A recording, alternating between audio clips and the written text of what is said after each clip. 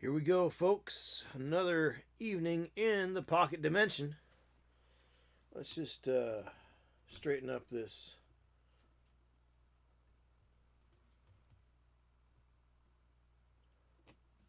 a little bit.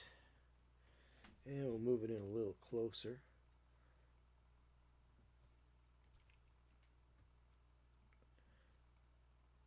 Cool.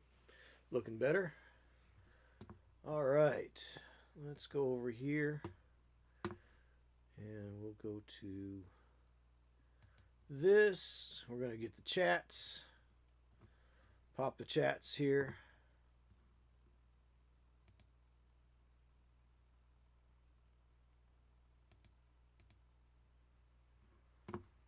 Pop the chats out. Pop out the chat. Pop out the chat. Pop out the chat. Doom doom doom ba doom doom ba doom doom. Pop out the chat. Pop out the chat. Doom doom ka doom doom doom doom doom. Pop out the chat. And pop out the chat. Pop out the chat. All right. And we'll go back to the back stage here. Bring the chats up.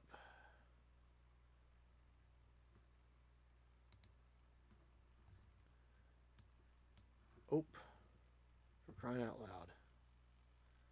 I gotta get this fixed up right.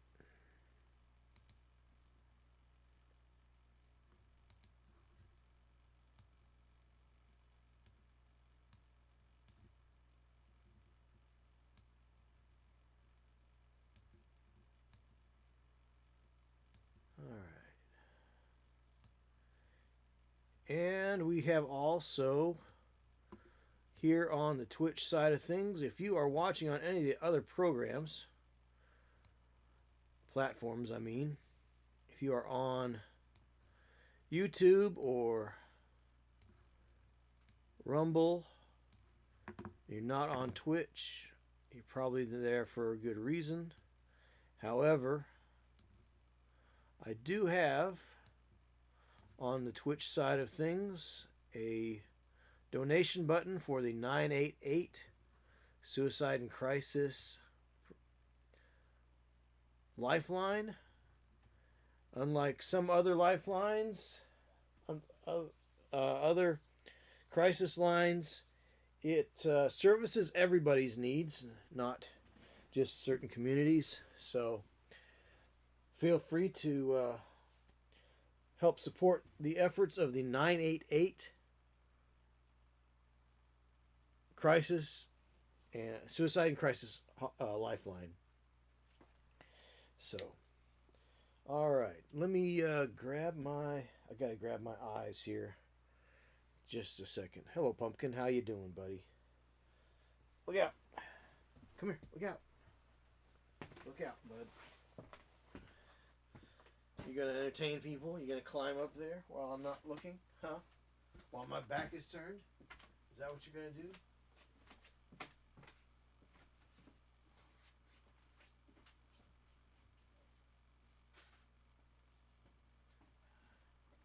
No? Just wondering where I am, huh? Why I'm not in my seat. You're gonna hide underneath the shelves again? Alright. He's got his funny little hiding place there. So, all right. So if you have not been able to join me in any of my live streams of late, I'm glad that you're here. And we're going to go ahead and welcome the cat on the channel here. Hello, Pumpkin. How you doing? Is it all meet with your approval there, my friend? Huh?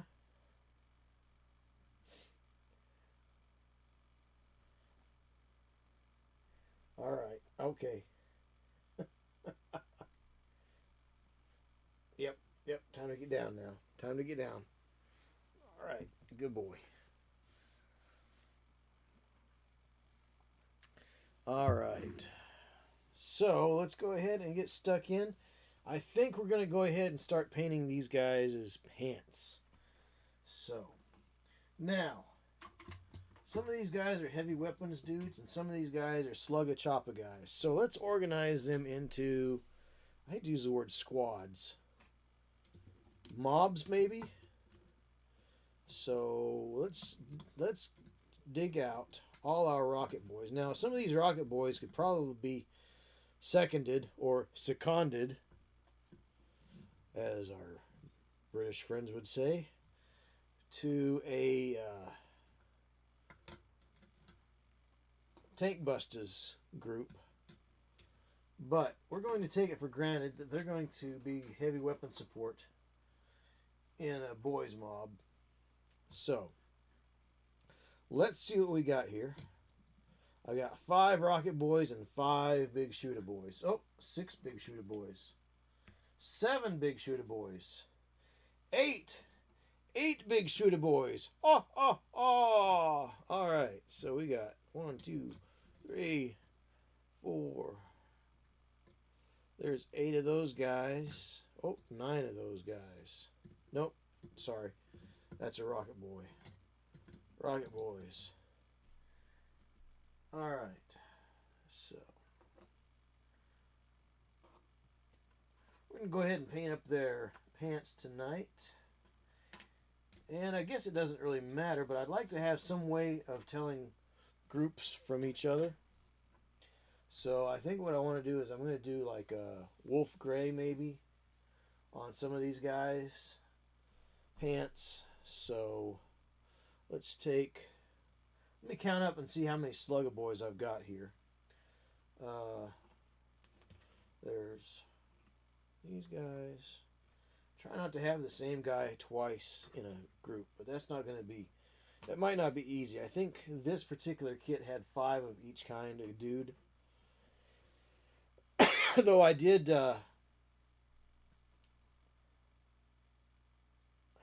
tend to swap around heads and use some fantasy heads as well.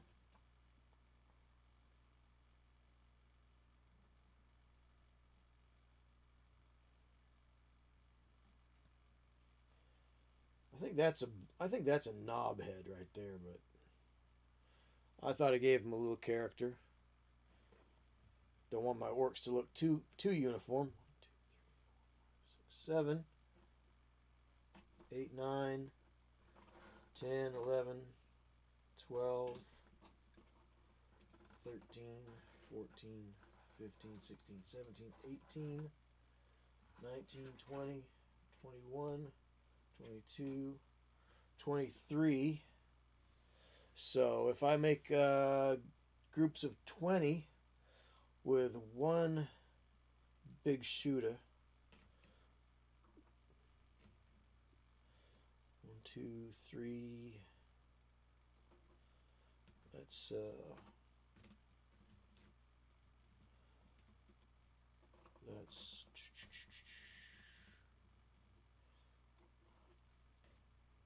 2, 4, 6, 8, 10, 12, 14.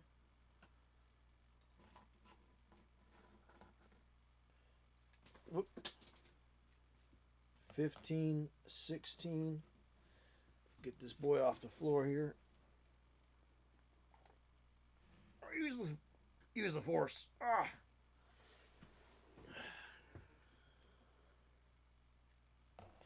So 2, 4, 6, 8, 10, 12, 14, 16, 17.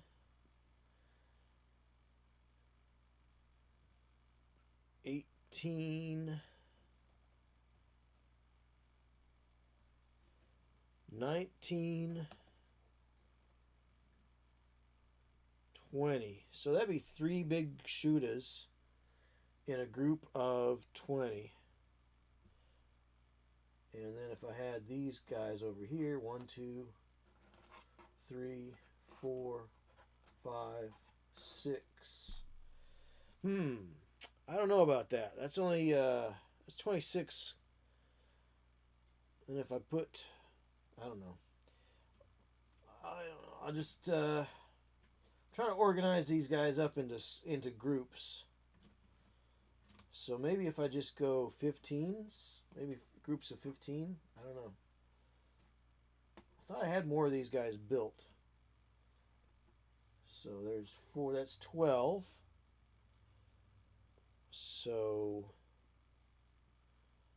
what if I drop the 12th dude out, put in a big shooter? What happens here? 1, 2, 3, 4, 5, 6. There's 8. 1, 2, 3, and a big shooter. 1 boy, and 2 big shooters left over. I don't know. I don't know about this. Let's see.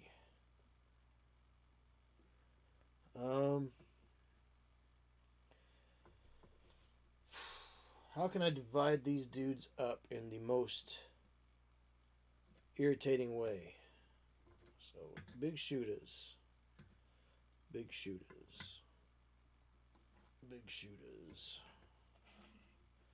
1, 2, 3, 4, 5. 1, 2, 3, 4, 5. 1, 2, 3, 4, 5. Another 5 and 3. So now I've got 4 groups of 5, and I've got 3 boys left over. All right. So I think that's what I'm going to do. So I'll just do these 3 groups of 5, 4 groups of 5 in different colors. I'll leave these 3 extra boys to the side. And then I'll worry about the big shooters and the rocket launches later on. Especially because these rocket launches might go to tank buster squads.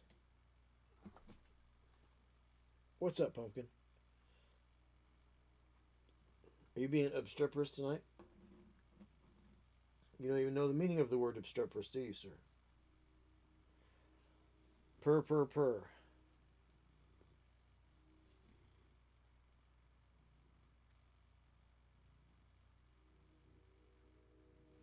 All right, let's see.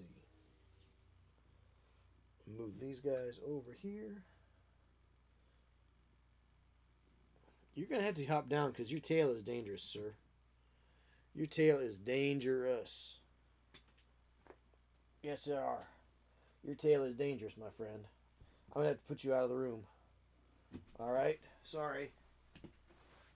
You usually been so good lately. You just...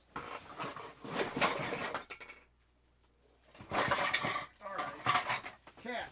Chaos and treachery.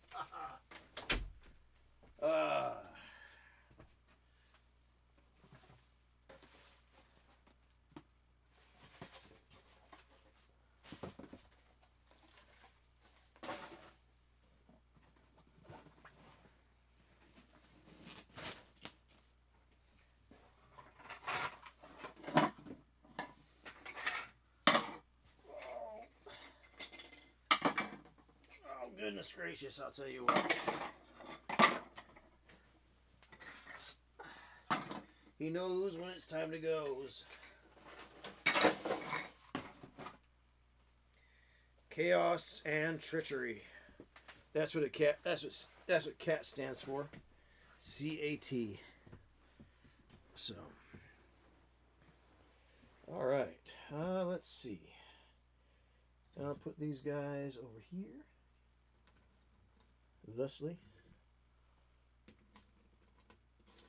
put these dudes over here. Now, that ink left a little bit of a shine. I don't know that I'm too keen on that. But the blue, the green washed, and the orc skin wash, the old Citadel, tended to turn everything a little bit darker, as well as it leave a slight sheen. So.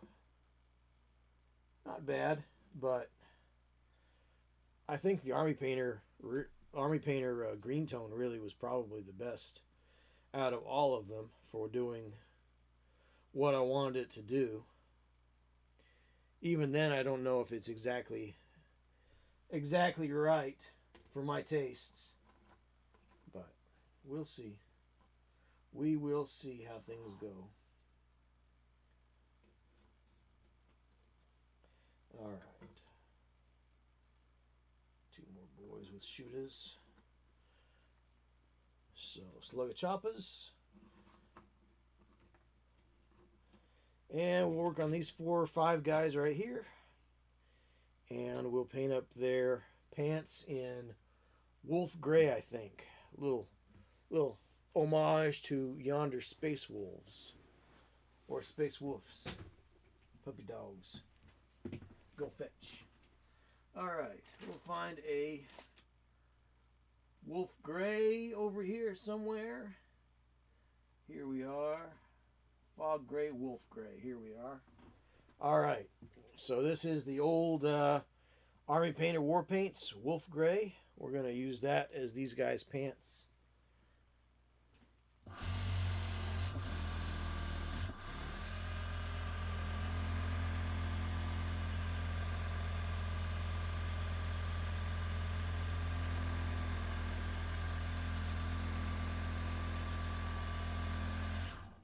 So shake, shake, shake, shake, shake, shake, shake up the paint.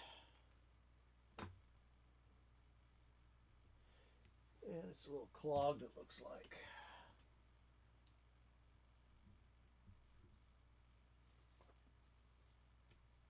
And I don't care to wipe it on my pants because these are work pants.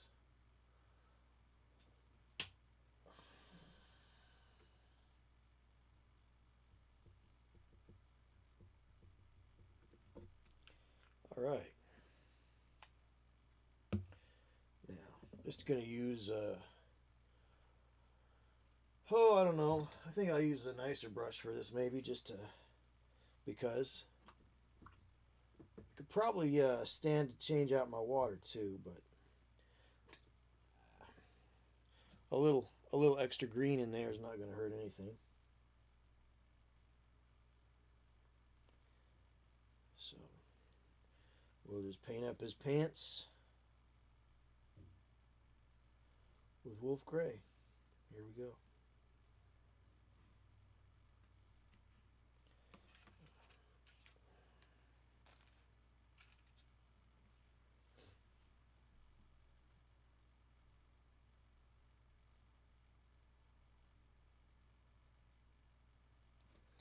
And if I get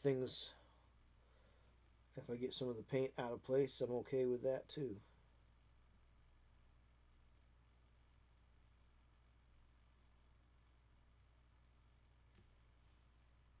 So, because it's going to all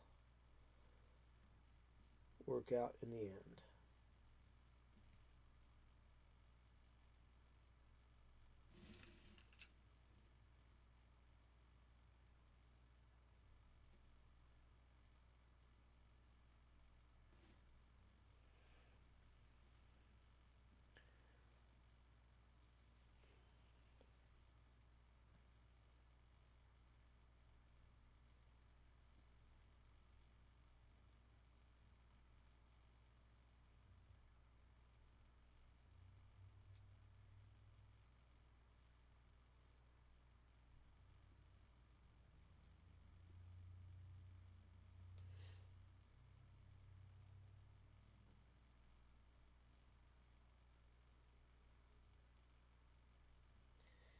Yeah, there we go.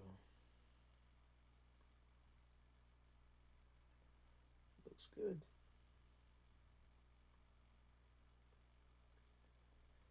All right. A little on the thin side, but we can always go over with another thin coat. Nothing wrong with 2 thin coats.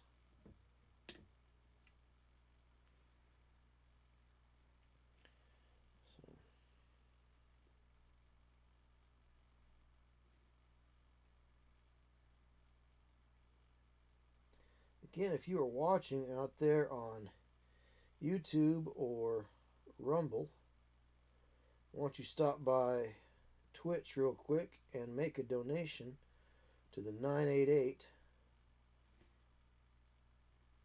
Suicide in Crisis Lifeline.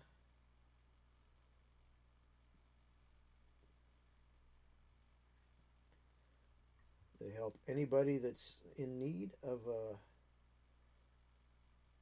encouraging word.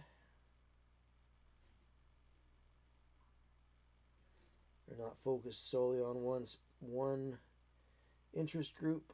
They want to help everybody.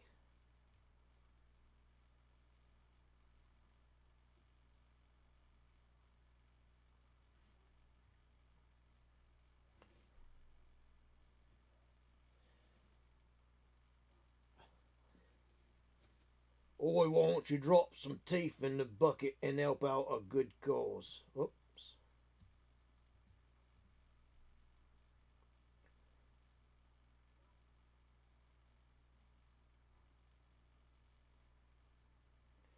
So as you can see, I'm kind of holding my brush kind of weird. I'm not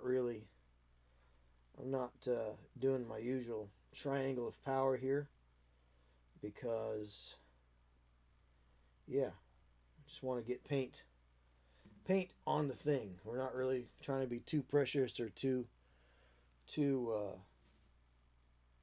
what you call it.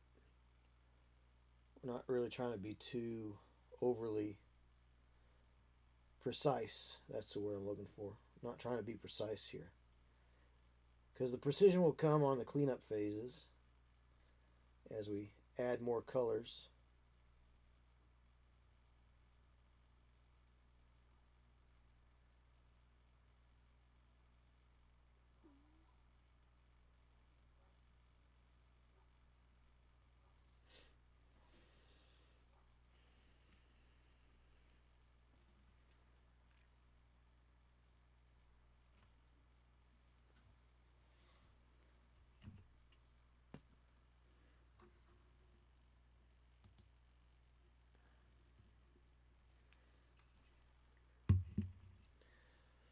So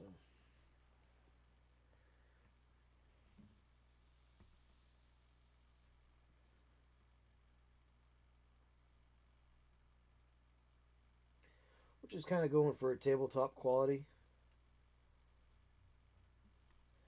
finish here, so we're just going to get things in there, on there, and we'll worry about cleaning it up later on.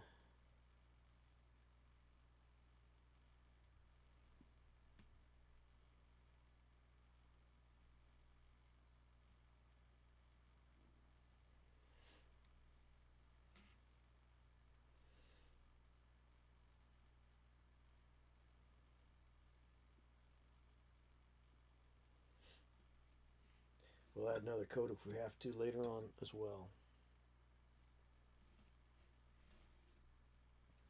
These guys all seem to have bought their pants from the same place. That same split down the middle in the back.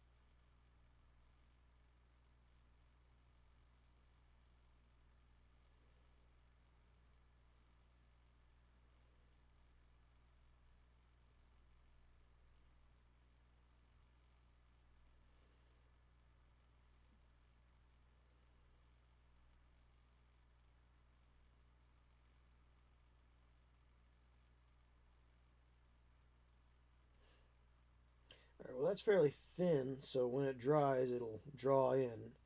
It's got good laydown, so I'm not going to worry about it being in those deep crevices there.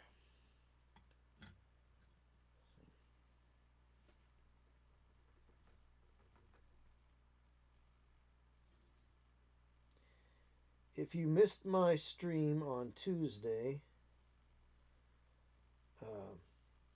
it's because Windows did weird things and computer shut down somehow. I think Windows tried to get one final update in before it died, before it went offline, which I think is pretty awful because that last update really did bad things to a lot of people's computers. So I didn't want it. But it did it anyway.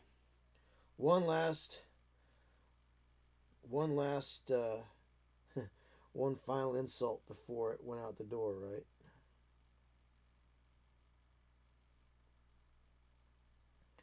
So I wound up streaming from my tablet onto YouTube. I tried to stream on Instagram, but Instagram only lets you stream if you've got 1,000 followers. Well, I don't have 1,000 followers on Instagram, unfortunately, because Instagram is trash. It really is. Oh my goodness. All these social media sites, they want to show you what they think you need to see instead of showing you the things you want to see. So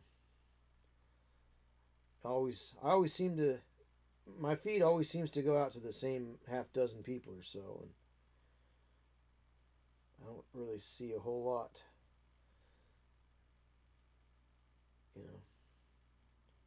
coming back. I see a lot of other people's stuff, but I don't see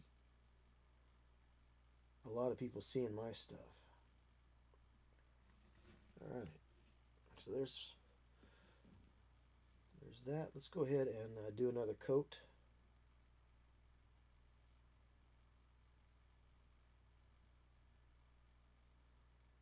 These guys.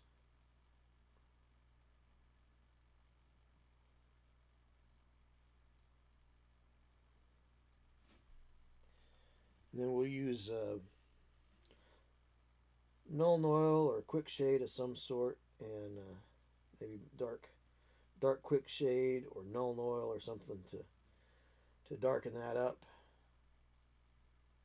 Like I said, we're just going for a kind of a tabletop quality. That's really what I want to do. Let's just get them on the table. So now they actually do have 3 colors on, so they're 3 colors up, which used to be the minimum. Now I think you could just spray them in your main color and be called battle ready.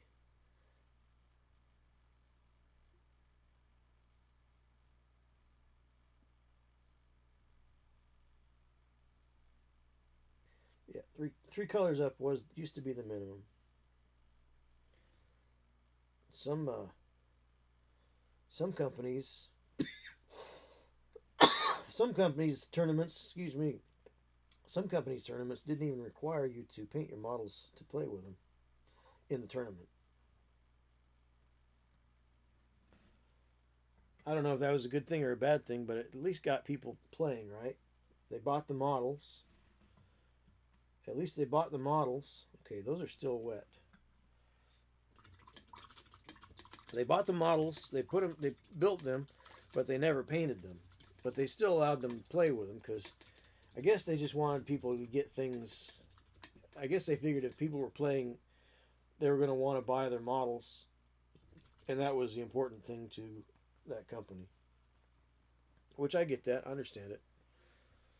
But on the other hand, I hate to use the word insult, but it is a little bit of an insult to your opponent to play with an unpainted army. Alright, so that was Wolf's Gray. Let's do the next ones in yellow, or ochre really. Let's do an ochre. See if I can find that ochre. Yeah, here's an ochre. Yeah, so this is green ochre. Well, aren't you just a little bot trying to sell me silliness?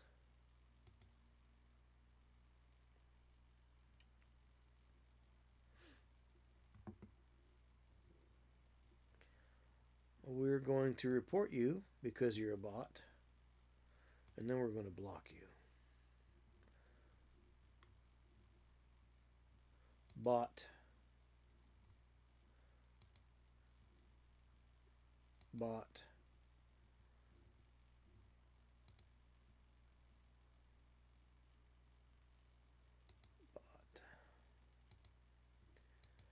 Bot. Bot.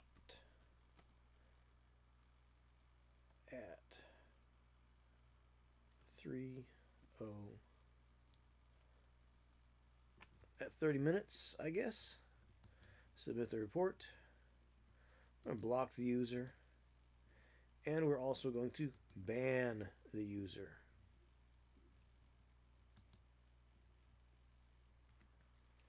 All right. First bot of the evening.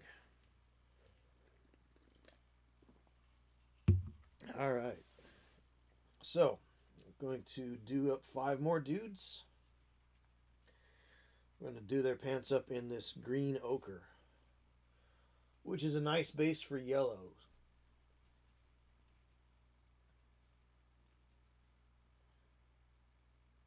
Oh, what do you know? It's kind of stuck to the top of the thing here. Let's see. We'll just work out of that.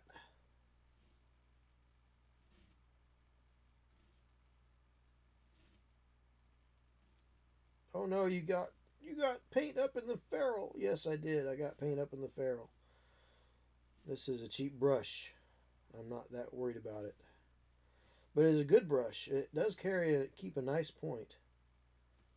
And I can always wash it out, clean it out really good here in a minute.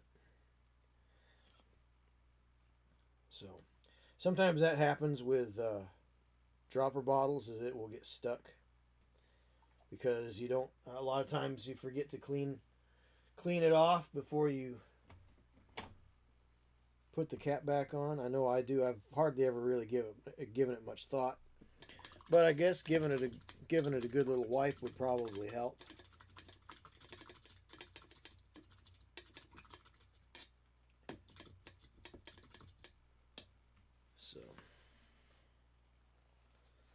So I probably got it well up into the ferrule, but I'm not going to worry about it too much. But we are going to put these next 5 dudes' pants on.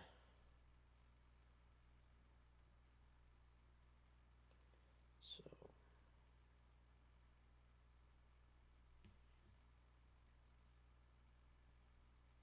put pants on these dudes.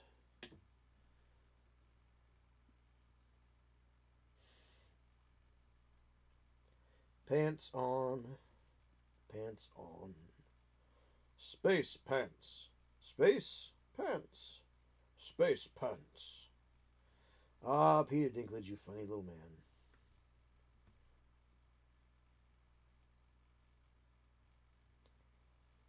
Although he got himself in the hot water with the little people community, making remarks about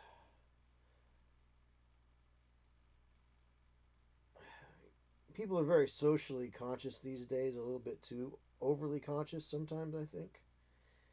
And so what happened was he made some comments, and Disney, being an extremely socially conscious company, decided to not hire little people for their update of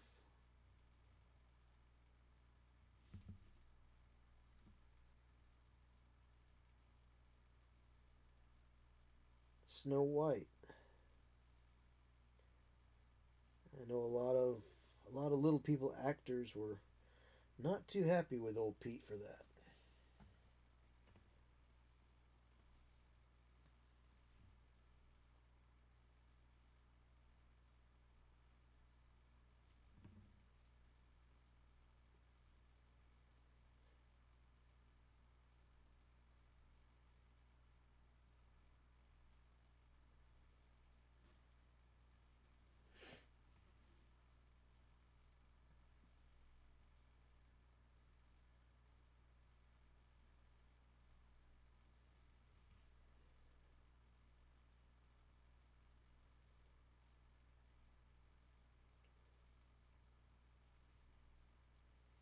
Which, I mean, I guess I get what he was trying to say, but at the same time, he didn't really make many friends by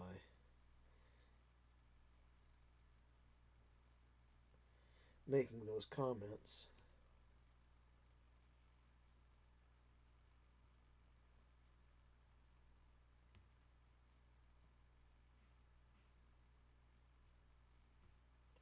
And I think maybe Disney might have even overreacted a little bit about it.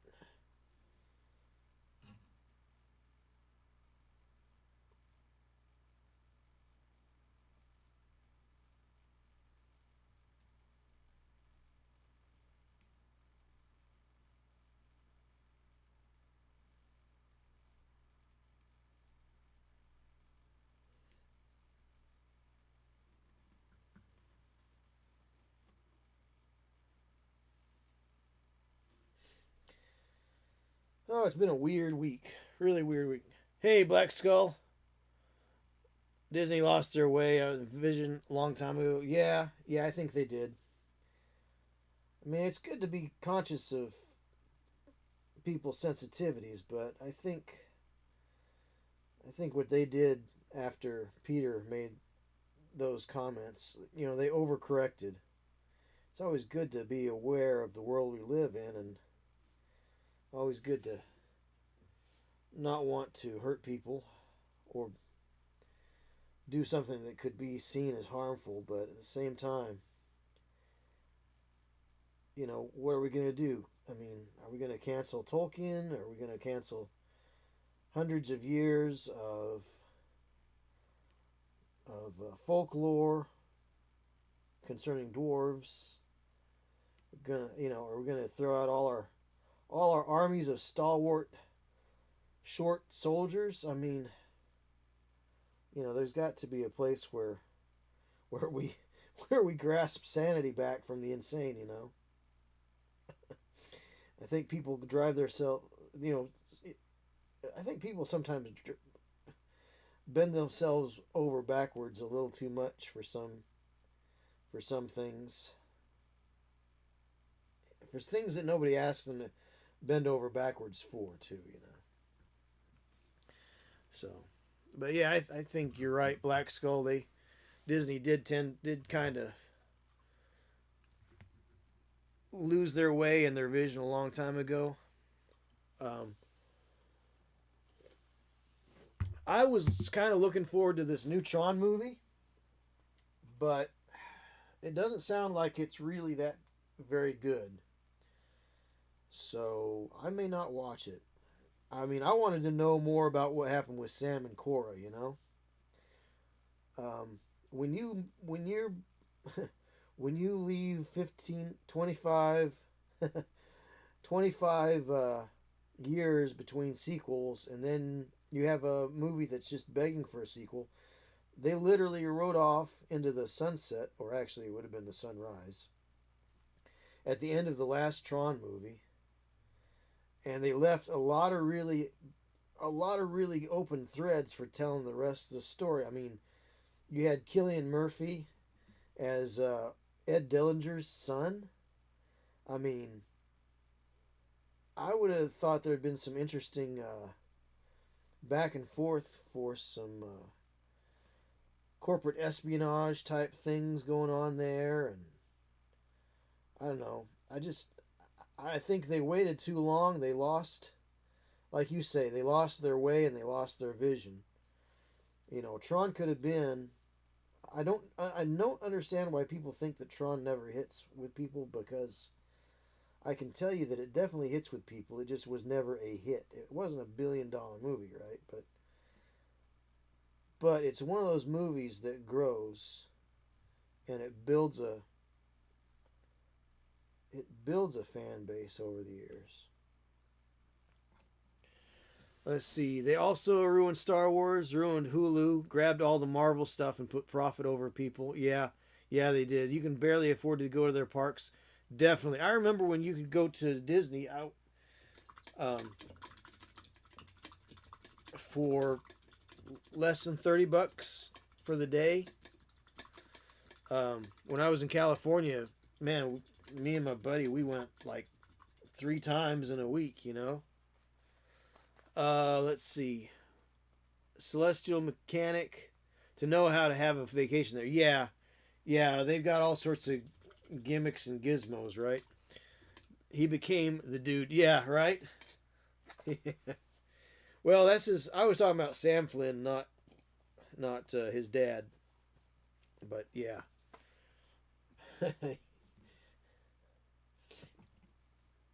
Man, all I wanted was my rug back. It really ties the room together. Back on the old HeroClix, the old HeroClix tournament scene, somebody said, "You remind me of the dude from Big Lebowski." It's like, oh yeah, huh? That's pretty wild. I don't know why. I don't know why I made him think of that, but what the dude said. It's like, man, you remind me of the dude. Just your general attitude towards things. Which I guess that's what people. I guess that's more. Maybe at the time. But. I don't know. I don't see it myself.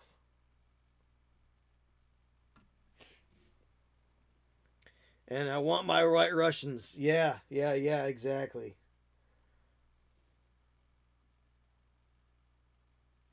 You know, I don't think I've ever had a White Russian. One of my favorite drinks, though, is a Tom Collins. I like Tom Collins and I like old fashions. Anything that you put milk in with alcohol kind of just turns me off. Though I don't know if a White Russian has milk in it or not, but it just seems like it would. I don't know how it gets white other than a dairy product. Alright, there's those 5 dudes. First coat of green ochre.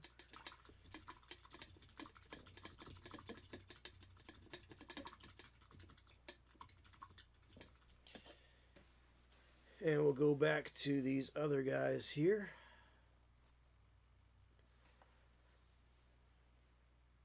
So, folks, if you're watching the chat tonight, we have a hobby hero in the chat. We have Black Skull 1965 here in the chat here on Twitch, who not only is an award-winning painter, all-around righteous fellow,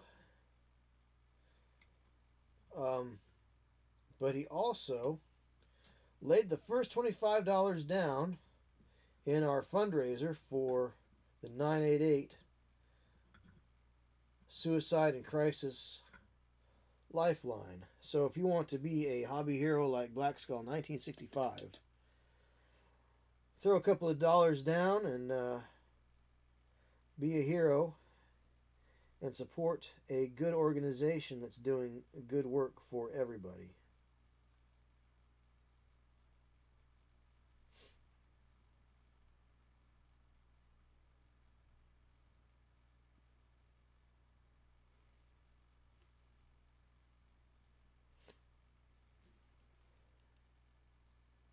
Has half and half. Has half and half with cream. It's great. Yeah. I'll have to try one sometime, Black Skull. Like I said, I never tried them before. I haven't even really tried Bailey's Irish Cream. It just seems odd to me. Alright, so that guy's got 2 thin coats. No more black showing through his pants there.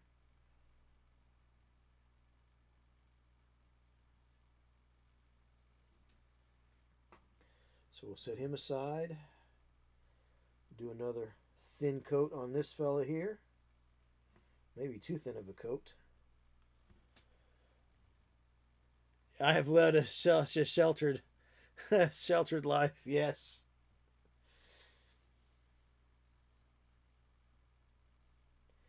Well, I knows what I knows, and I knows what I likes. You know. I did have a work trip where they had a bar right in the hotel, And so coming in after work each evening, I would challenge the bartender. I'd find some crazy off the wall thing, and I don't remember what it was, but there was only one thing she couldn't figure out how to make.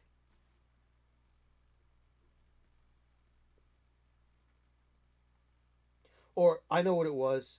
She couldn't make it because she didn't have the ingredients. She had the ingredients for just about everything else, though. I mean, I was there a full week, and then 2 days the next week, and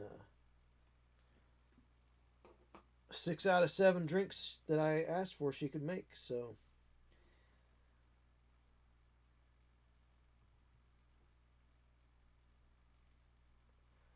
that was pretty neat. Tonight is my last night in this hotel before the first week of my inspection of the state penitentiary concludes. Going home until Sunday evening, then come back. Got a little painting done. Great. Well, I'm glad you're able to get some painting done. That's great. Yeah, the road, the being on the road thing, I haven't had to do that for a while, though I have had to go out of town on a couple of jobs here of late. And it's kind of messed up my usual schedule. But my problem was that I wouldn't get my hotel room until, like, I would get scheduled for my hotel room, but I couldn't get checked in until later on Monday. So I'd go down to the job site on Monday, and I couldn't get into my hotel room until Monday evening. And I'd thought about taking paints and brushes and the like, and I did it once or twice because there were a couple that were so far away, they did let me go down a day early. So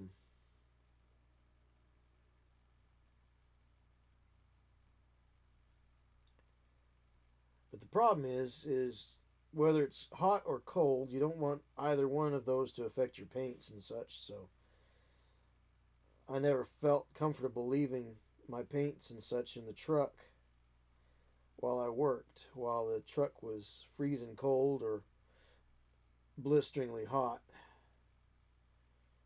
So a lot of times I would just have to wait and do the paint work later on. So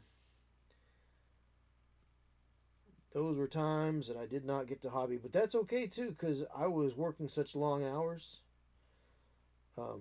There was one day that I actually worked. I literally worked 24 hours one day, from the time I got there until the next morning when I finally got some help to show up. And I had to do that, or else I would have been behind. Couldn't get. Running short on manpower at the time. My counterpart had broken his leg, so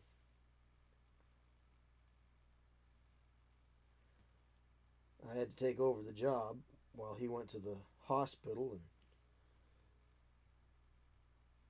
they put it in. I guess they did surgery. It was a compound fracture, so I guess they did surgery basically to get him out of a bad spot. But then it was like another week or week and a half before they actually went in and fixed his leg back. It was really weird. So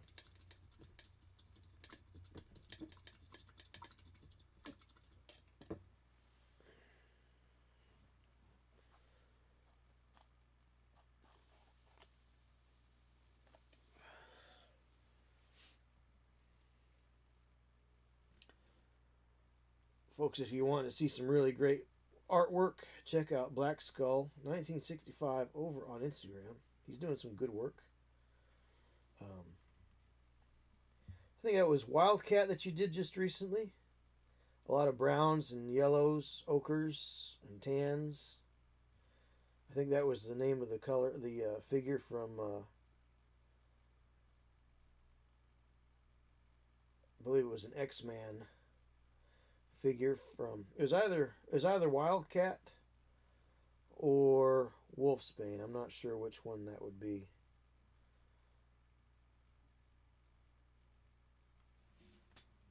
Working on Feral. That's it. Feral. Adding some pinks and reds now for her outfit. Okay, cool.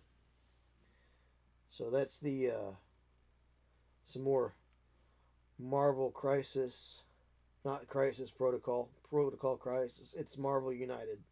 It's the chibi. So many games I can't keep them all straight. That was Marvel United, the chibi game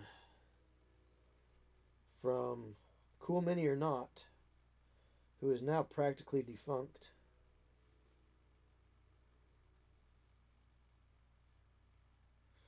I actually found a core set of Marvel United at Ollie's. You can believe it.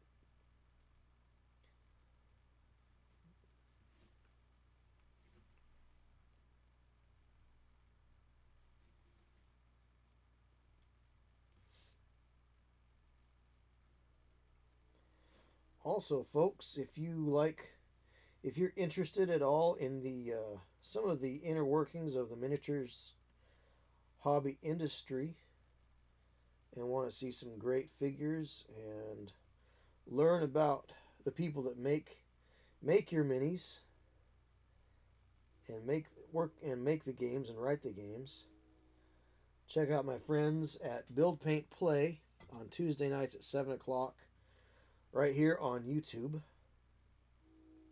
if you happen to be watching on YouTube. And then Black Skull says, my DC United Batman box came in this week. Woohoo! Nice. I will get to paint those now. They are mine. Finally something for me. Yes.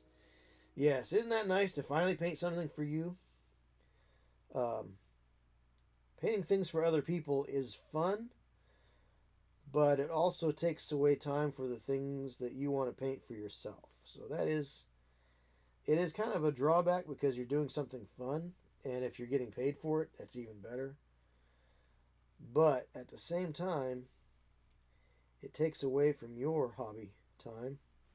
So make sure that if you folks out there, if you take anything away from anything I ever say or anything that anybody else ever says, because I'm not the only person that said this. I believe Scott Walters, you know him as Miniac, made this observation that the more you paint for other people, the less you paint for yourself. So I'm going to add to that. Make sure you get what your time is worth. Because if you're trading your time for somebody else's fun and putting your effort to something that you won't get to keep, you need to be getting paid, folks. Make sure you get paid and get paid a decent price, because it's your work. You can set the price. And if they're coming to you, they want your way of doing things. So if they're willing to pay for your style, then they should be willing to pay your price.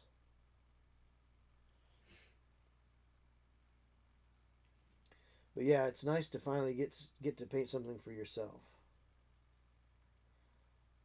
I agree, Black Skull. Absolutely, 100%.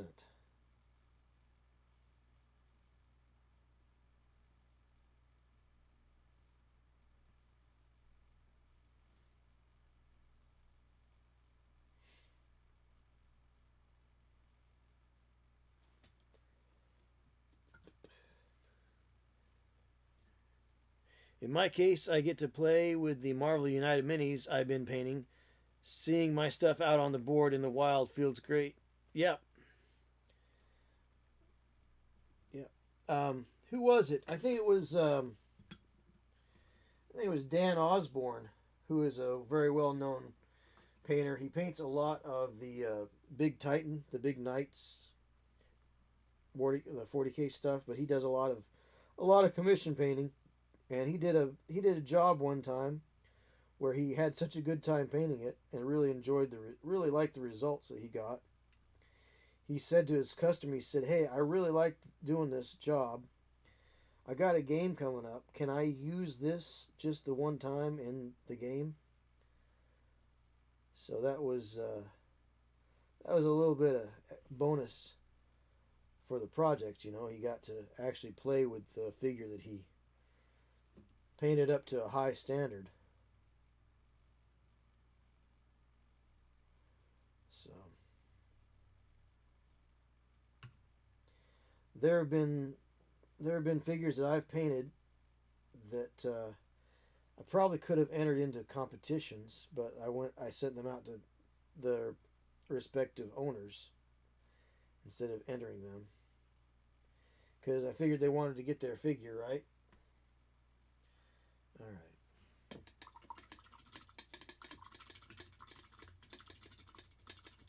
So those 5 guys have got their pants painted. These other 5 guys have got their pants painted. So get another 5 guys to get their pants painted. How many times can I say pants painted tonight? Let's start counting. All right, here's 1, 2, 3.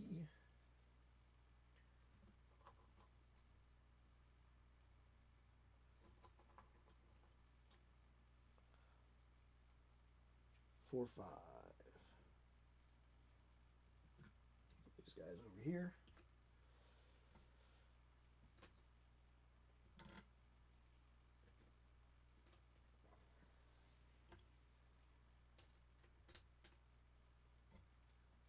Those guys over there, these guys over here.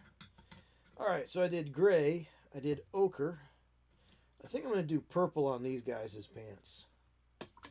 Which, to an orc, orcs believe that purple makes you invisible, so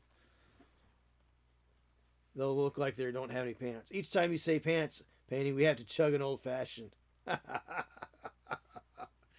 Well, I've got a 16 ounce of Genesee right here, so that'll have to do. I'll take a slug off of it. All right, purple. For this purple, I'm going to be using, boy, I've got a lot of different purples, but I'm going to use the Vallejo Game Color Extra Opaque because it tends to have really great coverage, which is why, because of its extra opacity. So I'm going to mix it up because I haven't used it for a while.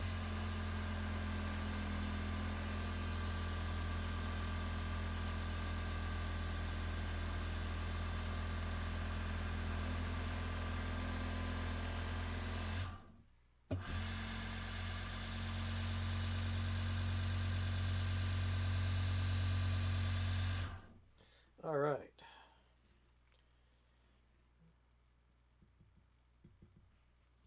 Looks like we've got a bit of a clog. Clogs happen with the squeezy bottles. Facts of life, folks.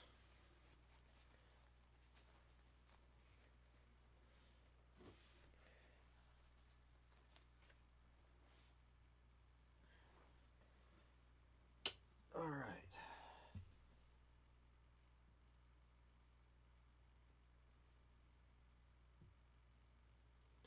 Get a good portion out there. I'm going to wipe down the nozzle so I don't get stuck to the top and have that problem again. All right. So purple pants. Paint mixer sounds like my uncle trying to start his old Nash Rambler when I was a kid. It is actually a Typhoon Hobbies refurbished lab level mixer. So it's not one of those little ones that you get from Amazon that's like the nail salon brand with a hobby sticker on it that you pay another $20 for the hobby. This is an actual refurbished. Somebody has actually gone in and refurbished the motor and cleaned it up and gotten all the gunk out of it, made sure that it's not radioactive. Yep, they do take Geiger counters to them to make sure that they're not picking up anything they shouldn't be picking up.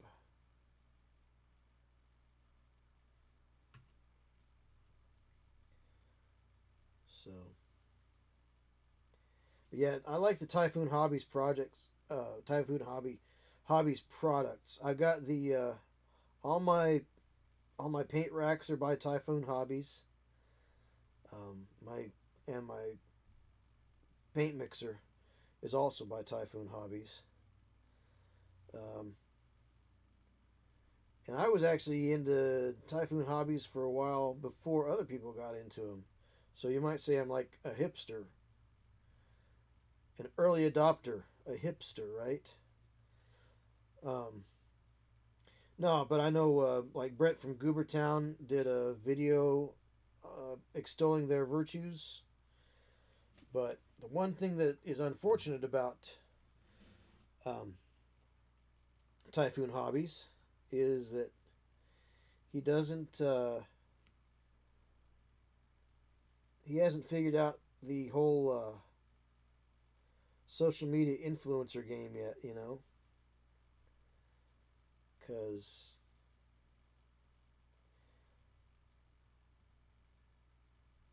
I'd love to plug his products for cash, but you know the thing is I do like the product, so I'm going to talk about them anyway because I use his products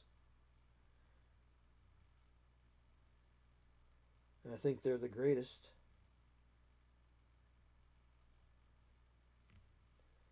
So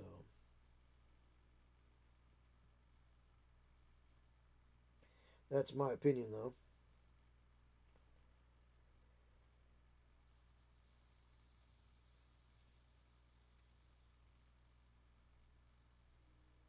But he doesn't. What I'm saying is, like, he doesn't have like an affiliate link, unfortunately. So, like, if you were to say, "Hey, I heard about this on so and so's stream," or "I saw this video by so and so," unfortunately, he doesn't have any kind of an affiliate link, which is kind of unfortunate for those of us who like his products because we'd like to tell the world about them. And I am telling the world about them, but I don't get any recompense for it, which is okay. Which is just fine, honestly.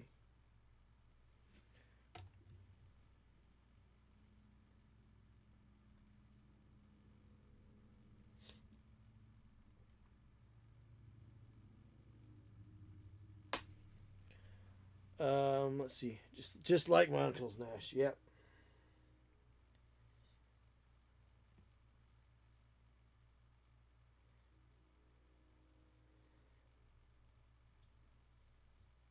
He was probably the guy that whose little horn went beep beep, right?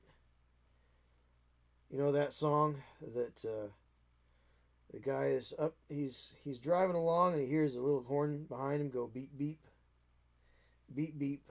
A little horn went beep beep, and so he puts the hammer down, shifts it into high gear, and he's going along, moving right along,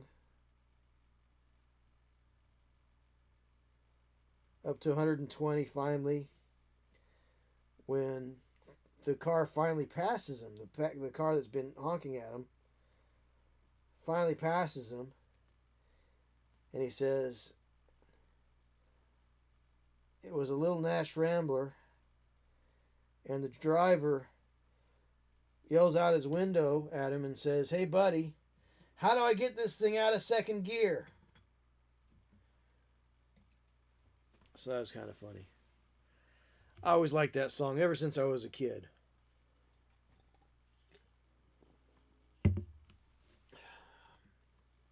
Beep, beep, beep, beep.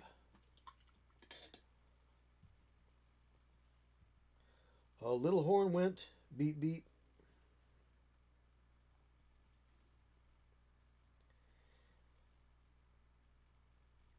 So even though I don't get any kind of kickback for talking about Typhoon Hobbies. I do get a kickback if you use my code at w.gg for unique and interesting flavors of their energy drink, Dubby. An energy drink that, for myself, I will tell you, I don't feel a crash or a harsh come down after drinking it, after using it to get me up and get me going. Because I like coffee, but I don't always want coffee. So check out w.gg and use my code ROCKETFUEL, ROKKITFUEL, for a discount on your order. Now, a few months ago, I should say, I was looking back through my emails, and a few months ago, you all really missed out because you could have gotten 30% off of your purchase by using my code. But that's okay.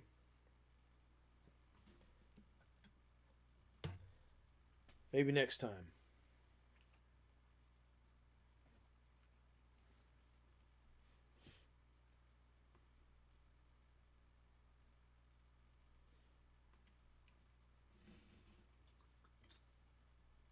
Now, I may have gotten that paint just a little thick on those guys' pants.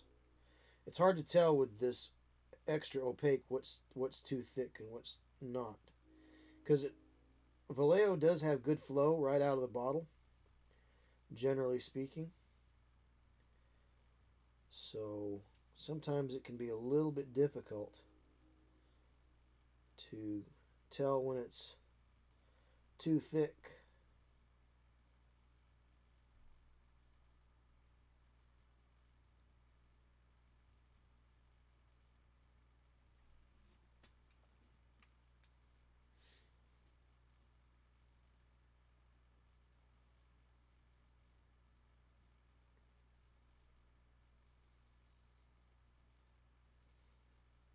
Yeah, the Beep Beep song was, man, I loved that when I was a kid.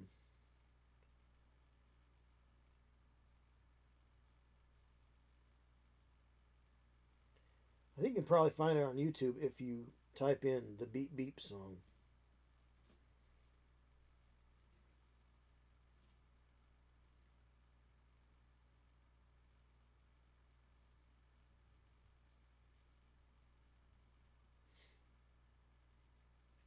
Well, we'll know if it's too thick when it dries. We'll see.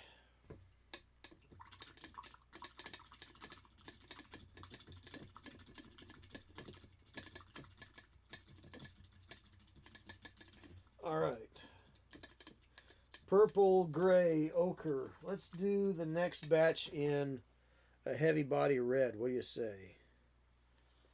So, 1, 2, 3, 4,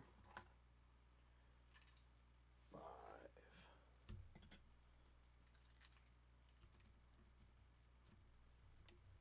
really need to get like a ring light or something for this, because it's hard to really get it to get rid of the shadows on my painting surface here. I did pretty well, I think. I've got a couple of the lights from Game Envy that light up the whole place pretty well, and I really have very little in the way of shadows. But they don't, the way everything's set up here,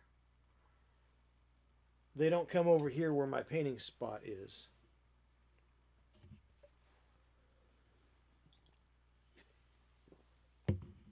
So the camera work tends to be a little in the shadow, in the shady parts here. It never looks right to me. So let's go with extra opaque, heavy red. Here we go. We're going to start up your uncle's old Nash Rambler again, Black Skull.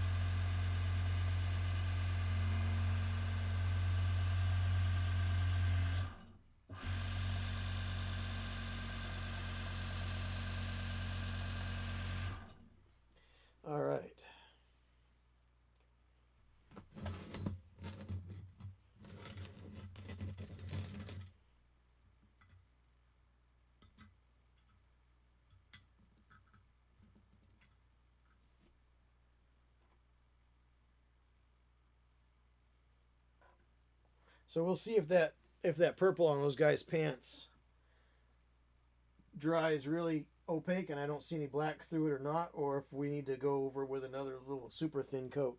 May have to go back over it with a super thin coat. But I'll just put these guys back here just in case, so we can get to them quickly. Because I don't want to put them in my finished pile yet.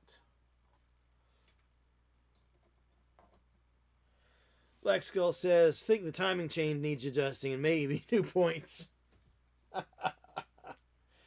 Oh.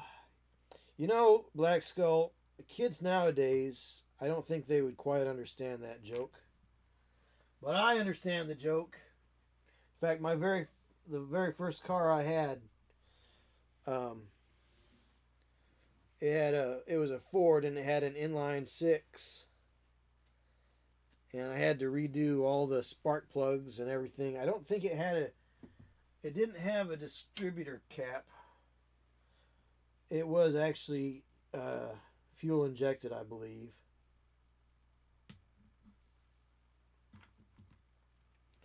But what paints am I using? This one happens to be the extra opaque from Vallejo, the game opaque.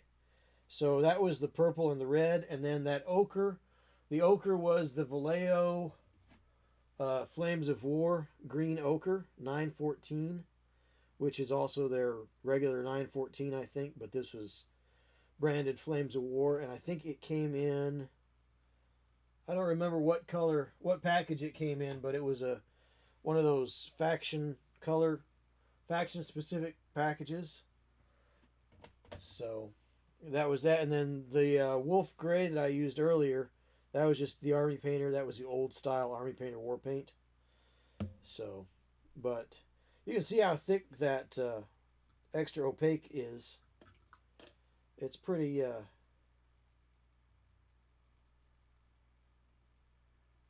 heavy duty. So I mean, this is a red, and I think you'll be able to see that it has properties unlike any other red. So it's got a little more pigment in it. So I need to knock a little bit off of the brush there. That's a little too much. So going right over black primer, you can see it's very much like the old Mephiston Red from Games Workshop, which was believe it was their foundation paint line, which was like extra opaque as well. Because the one thing about Workshop, even if you don't like them, you have to respect the fact that they are industry leaders. And so when they do something, everybody else kind of has to kind of follow suit and comes out with their product, right? So Workshop came out with their contrast paints, and a few months later we saw Army Painter come out with speed paints. Similarly, back when they had the foundation colors, everybody came out with extra heavy pigmented paints to kind of tap into that same thing. Look, we've got ours, only we're 50 cents cheaper or $1 cheaper or whatever. So, but that's not bad. I mean, there's still a little show through. But if I were to take that and just then go back over that with a lighter red, that lighter red would really pop up on it.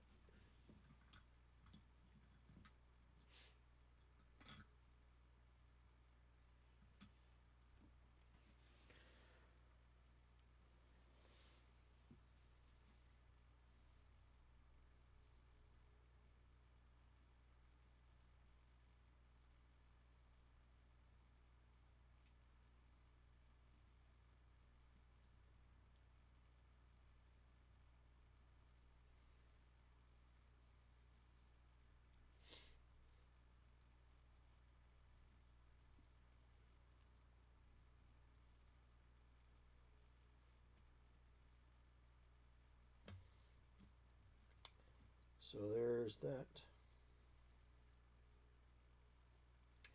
Coming right along.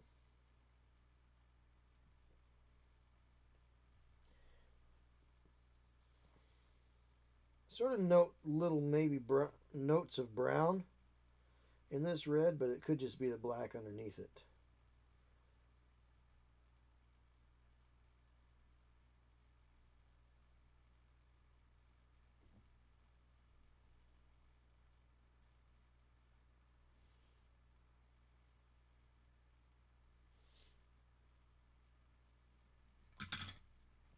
We'll probably have to do another coat. But unlike other reds, 2 coats of this stuff really will get you there, whereas other reds sometimes don't.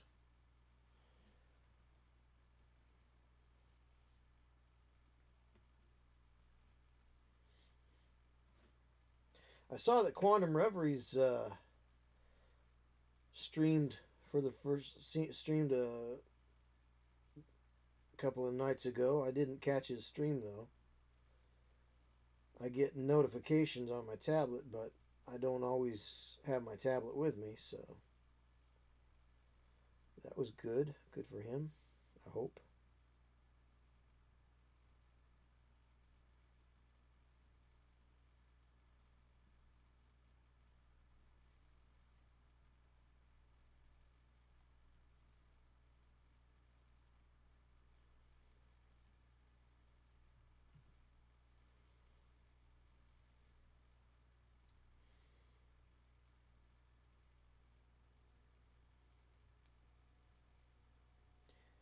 All this time that's been a belt loop?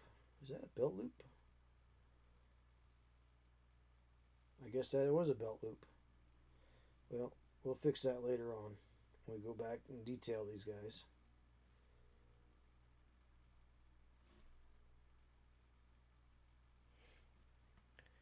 He and his family are down with the flu this week. Saw his post on Discord. Oh, okay. Well, hopefully they get over that soon and fast.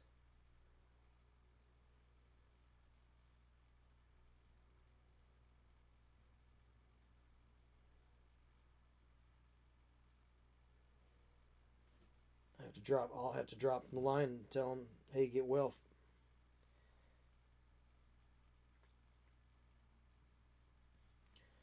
But as we get older, illnesses can have deleterious effects. Some of you may have already known this, but Adam Loper's mom died this past weekend. So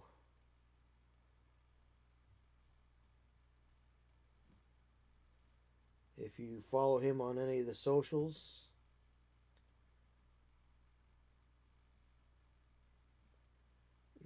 lend another kind word. He's had many kind words said already, but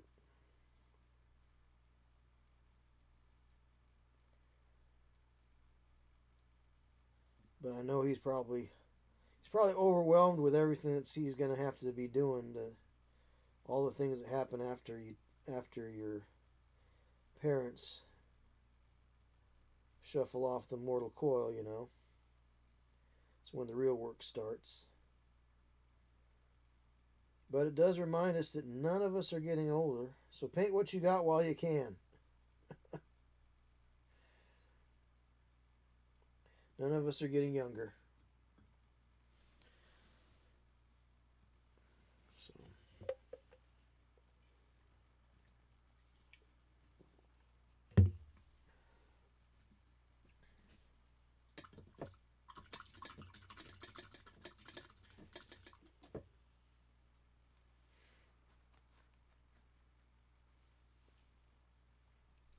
But well, hopefully Quantum and his family get on the mend and feeling better soon.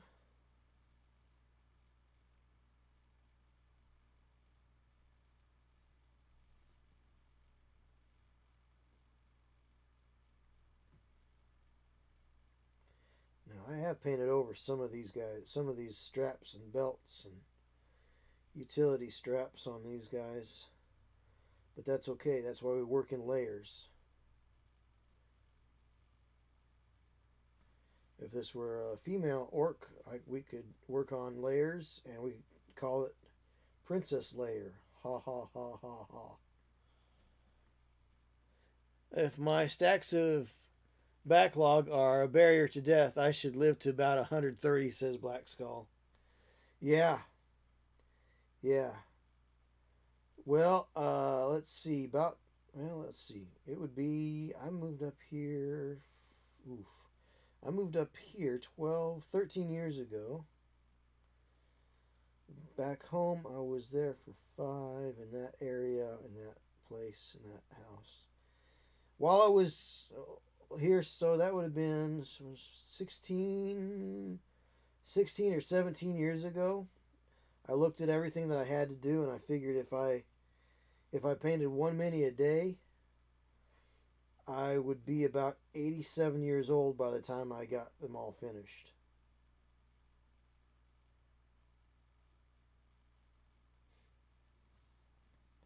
So maybe I have too much stuff, I don't know.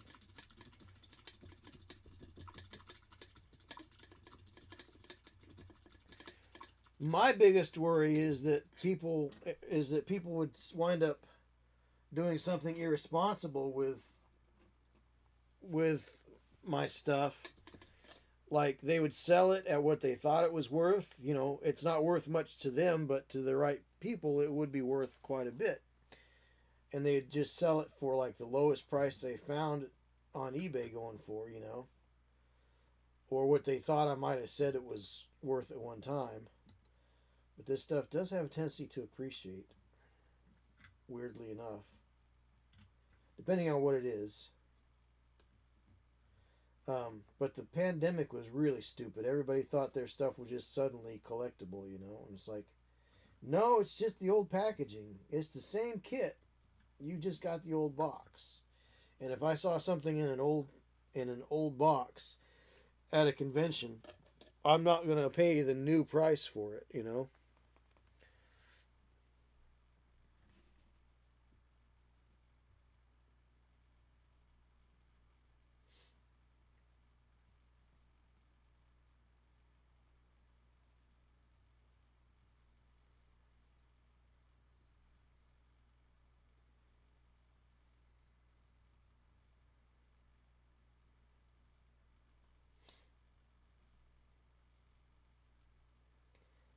So, what's the old joke? I'm afraid my wife will sell all my sporting equipment, but she'll sell it for what I told her I bought it for. How much was that? Oh, about $20. Oh, it really never was $20. It was like $200, right?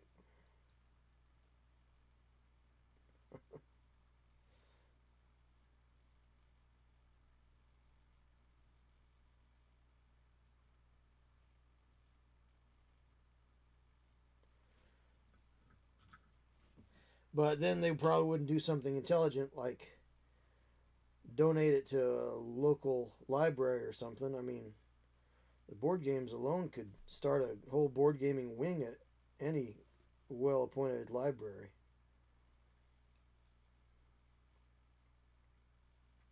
Or, oh, I saw this on sale at Miniature Market for $20.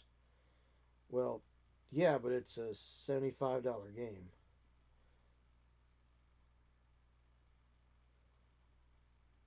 So, no, I would think I would want the board games to go to a library.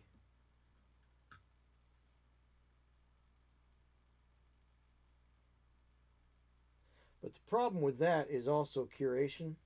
Librarian, like, so you can take what's called library sciences in college, and it sets you up to learn how to work in a library.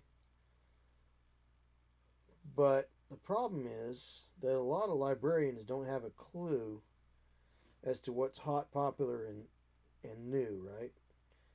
So I would be afraid that they would not manage my board game collection well. and it would wind up having pieces missing, and you know, I don't think the level of curation would be the best. So these three guys have 2 coats on their pants now.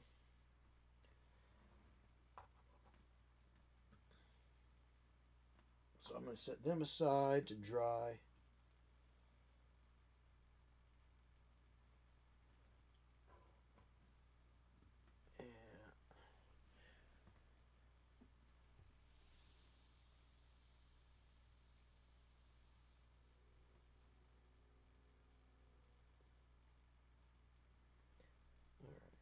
So those guys need to dry up yet. This guy is pretty well dry.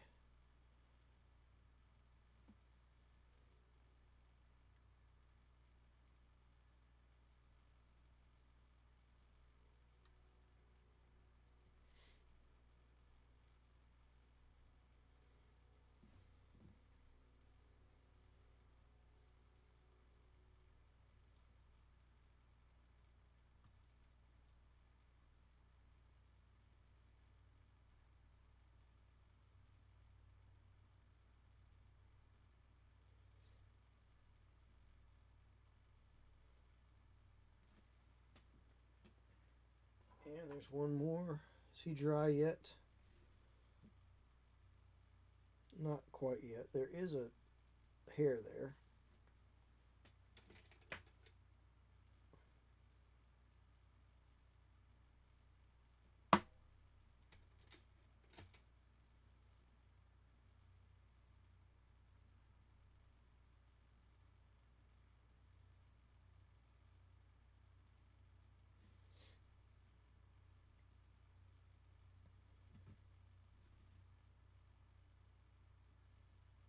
Let's see if I can add wet paint over almost dry paint and get some nasty tearing going on here.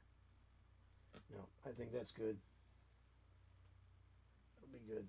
All right, back to these guys in the red pants.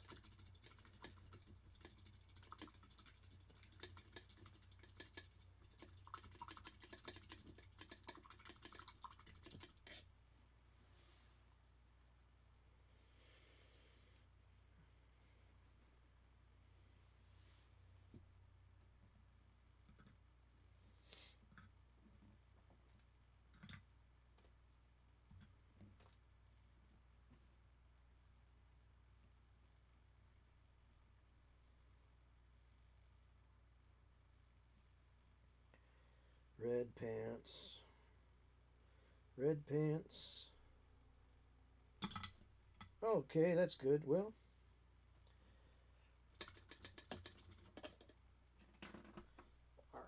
all right.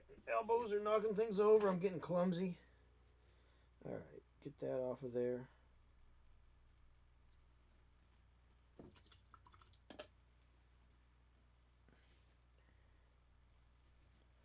My stacks. Oh, yeah, backlog. Yeah, I got you.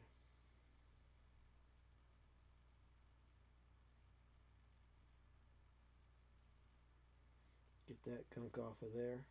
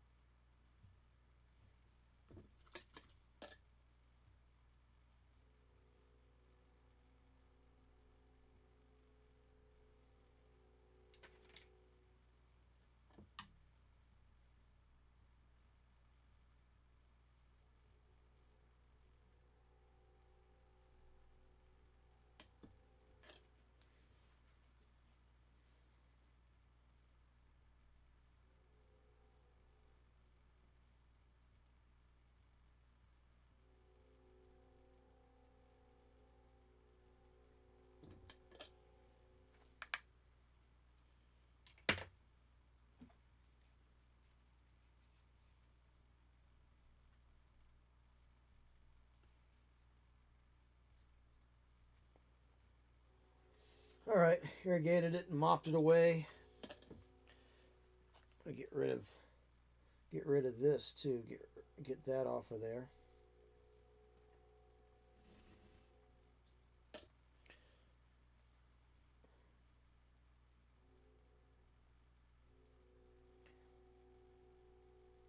Thin, thin, thin. Wash it away, mop it up.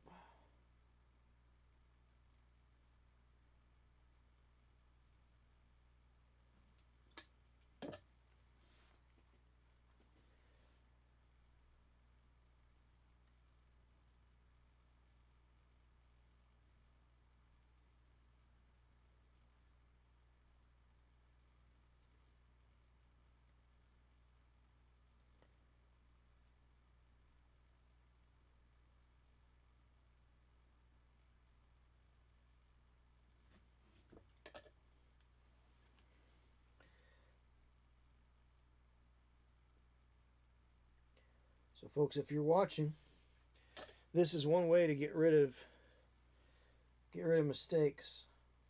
Notice I dropped this guy right into the fresh paint, and I'm able to just about completely salvage and get it off of there. So you don't have to freak out and throw out the baby with the bathwater.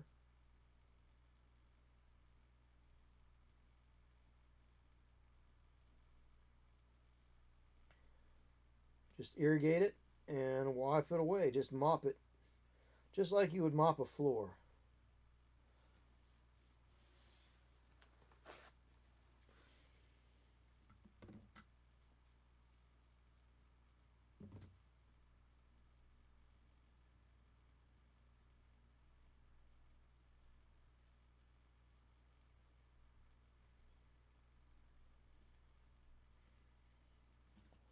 So now, even though if I didn't get all of it off of there, I got enough of it off of there to where it's not going to be a hassle for me to deal with later on.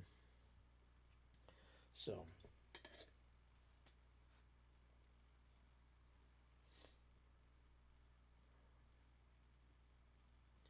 all right, paint the pants.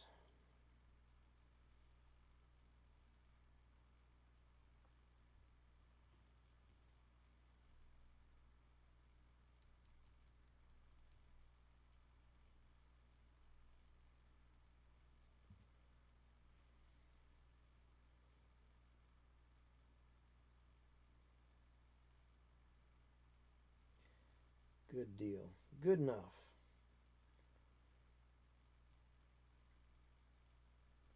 We'll get a brighter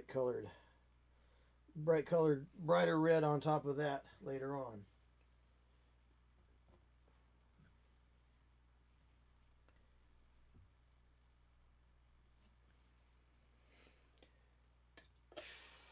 I am wore out. I have been tired all week. I don't know why, folks, but I have been absolutely worn down. I did put a 12-hour day in on Monday.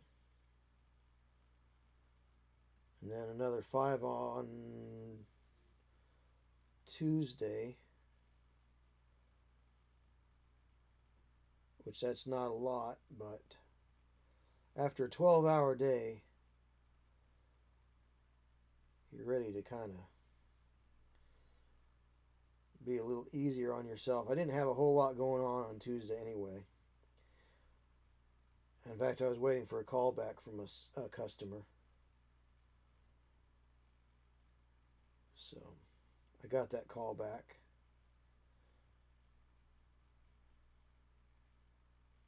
Which was what that 5 hours was for.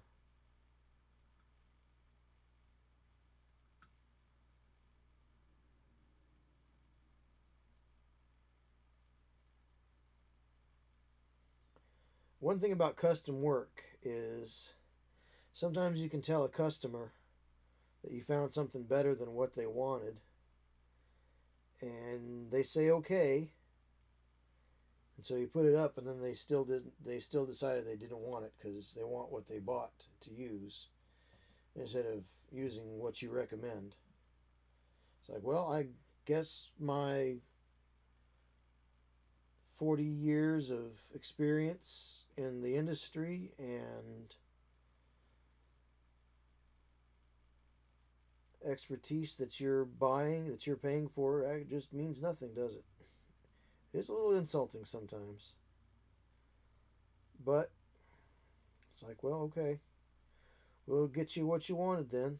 Didn't like it. at least they let me put it up and they didn't throw a fit. You know, at least they gave it a chance. So that was nice. I appreciated that.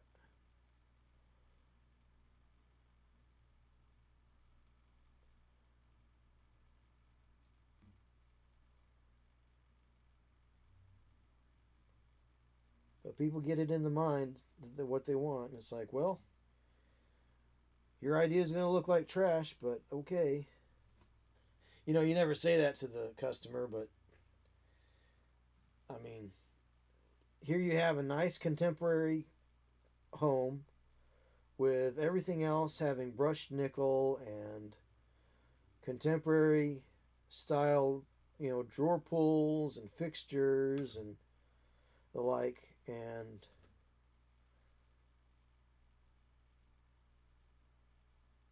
that's all great.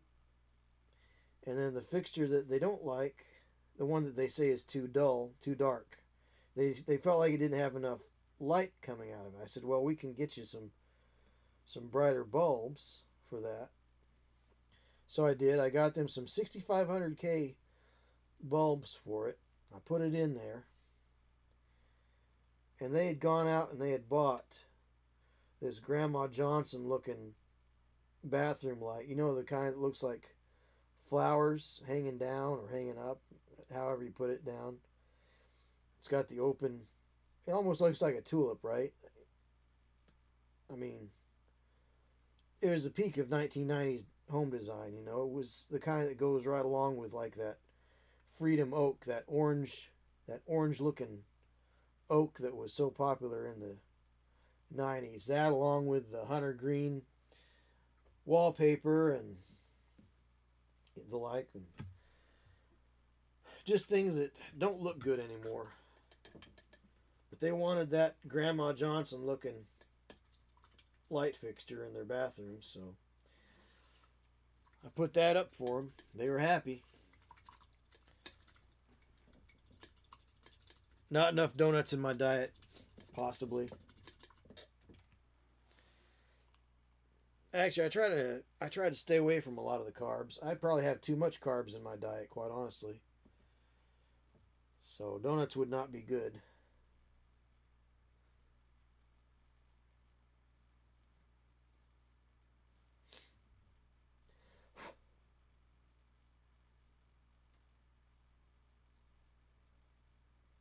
Sugar and carbs and all that stuff, it's bad news when you get to a certain level of aginess.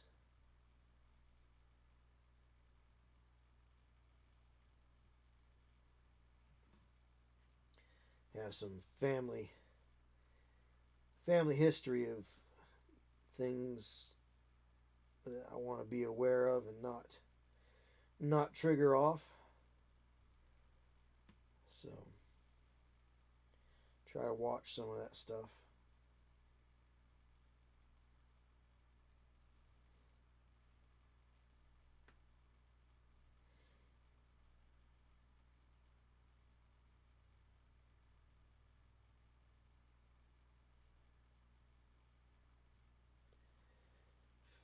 All right, so I got 5 guys with gray pants, 5 guys with purple pants, 5 guys with yellow pants, ochre pants, really.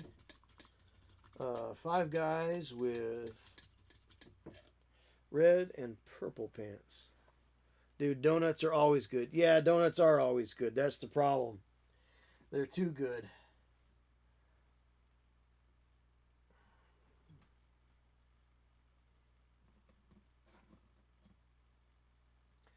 Donuts are always good. Just too good.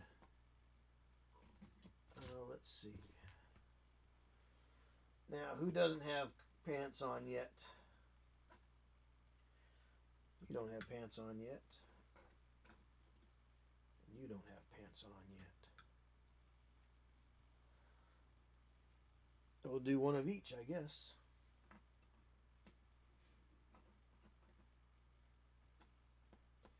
And since I've got 1, 2, 3, 4, 5, 6, 7, 8. I've got 8 guys with big shooters, so maybe 2 of those. 2 colors, since I got 4 different colors, maybe 2 guys with big sluggers, big shooters each. So I'm going to take a little break here just to stand up and stretch and not be seated for quite so long. My back has been bothering me today. So I'm going to take a little break. I'll be back in about 5.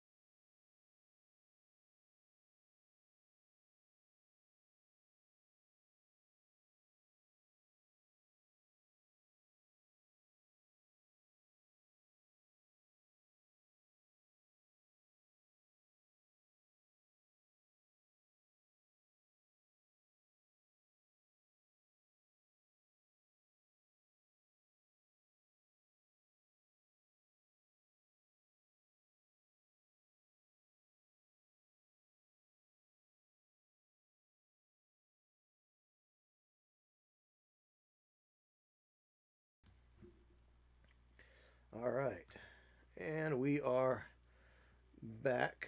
Let's go ahead and open up our chats. All right.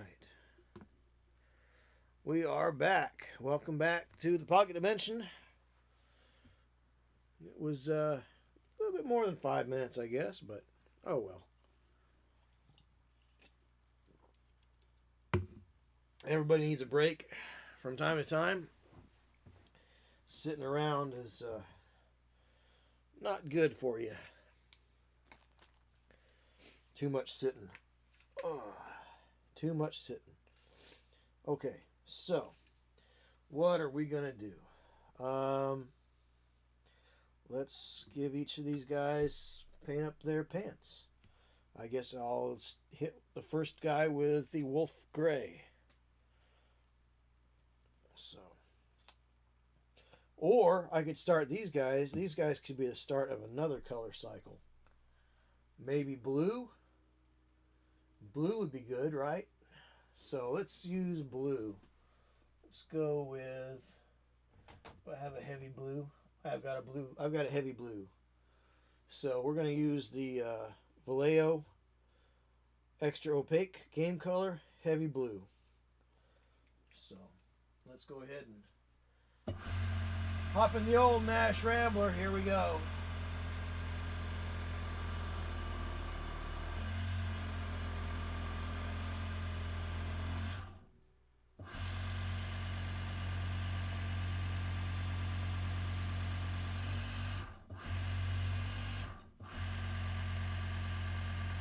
All right, the Nash Rambler has spoken. All right, here we go. A little blue. Let's go ahead and clear. I think there's some blockage there. Nope, looks like it was fairly clear in the nozzle. Good deal. So we're going to paint these guys. We're going to start. These guys will be the blue crew. So let's see.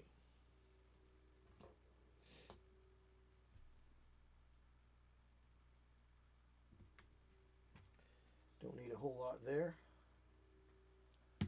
So we'll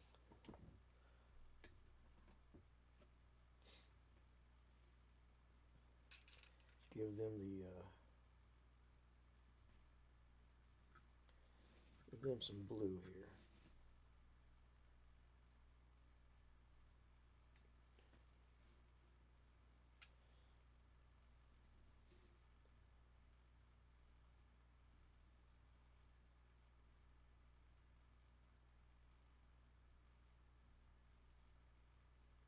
Well, that blue is a very grayish blue, almost like a Payne's gray almost, isn't it?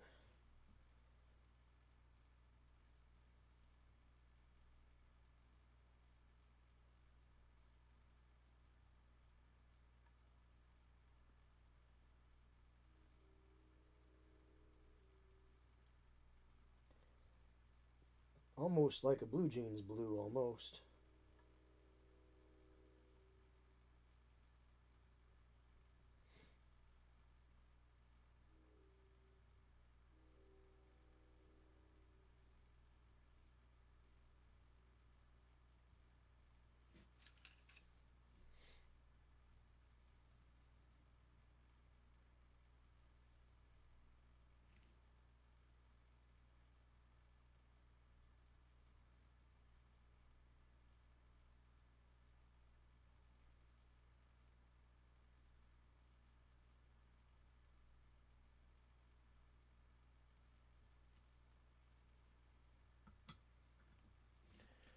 We are back. Got to take some stuff down to the fleet beast so I don't have as much to carry down. Yeah, absolutely. Absolutely.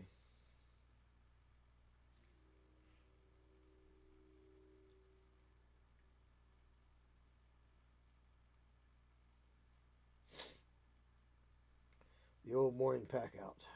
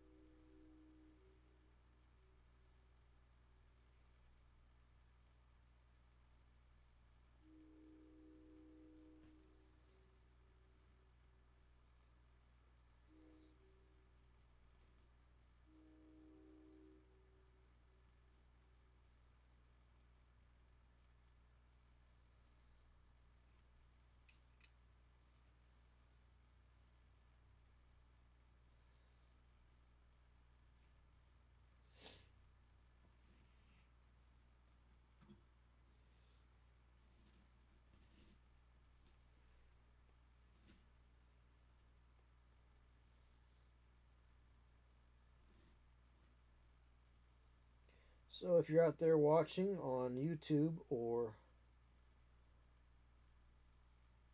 Rumble, feel free to hop over here to Twitch and make your donation. Oi, put some teeth in the bucket for the 988 Crisis and Suicide Lifeline. This October happens to be Depression Awareness Month.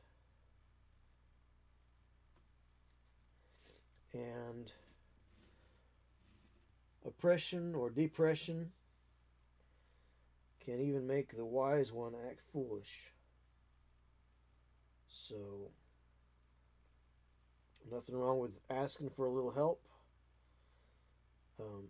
There are people that you can talk to help you cope. Get a little coaching, resources. And the 988 Lifeline is not just, oh, I'm feeling so bad, I think I might do something today, sort of a thing. While it has that, it also has a lot of resources and ways to help people learn how to cope with their feelings and their depression and the like. So hop on over, throw a few teeth in the bucket, and lend a hand.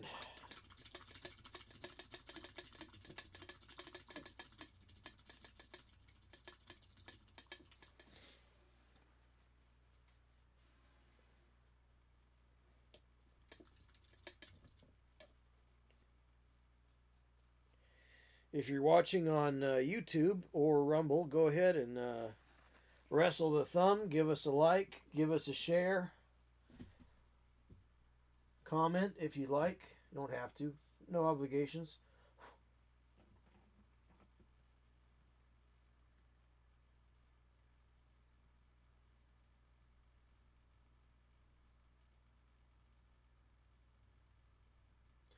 Alright, these dudes are all in blue pants. Blue pants.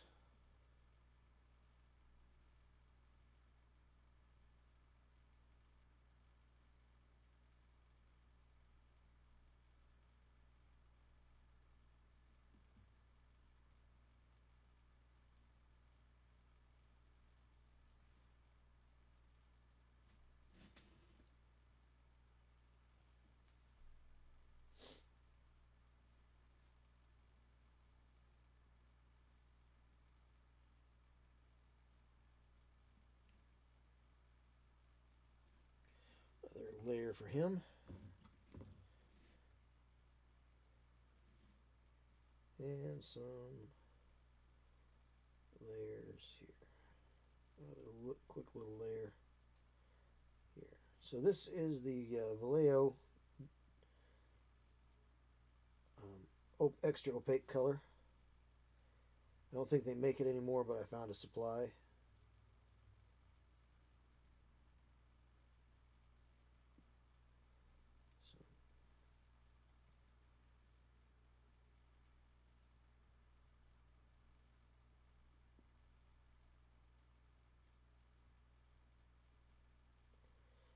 Orcs believe that blue is the color of luck, so these guys are going to evidently be extra lucky with blue pants.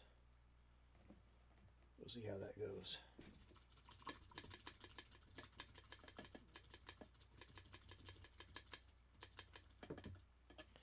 All right, so next step is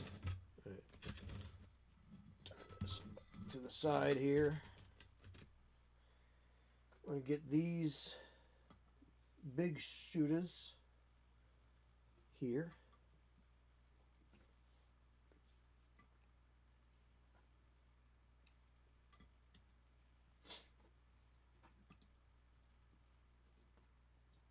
There are 8 of them. So 8 of them with the 4 colors that we've chosen to use here this evening. we'll do two of them up with each color there. So first one's going to be wolf gray.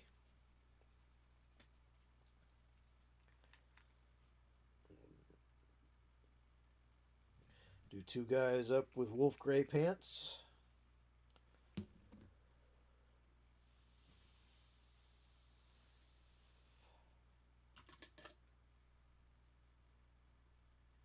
Probably need to change my water.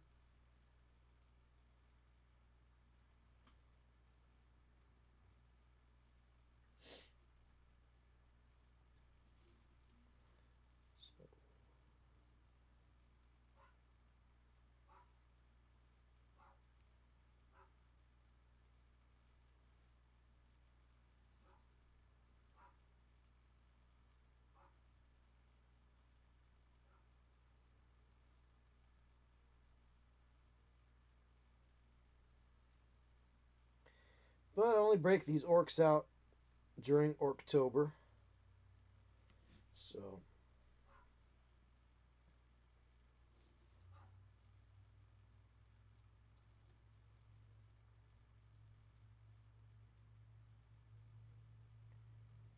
it'll take a while to get these all done.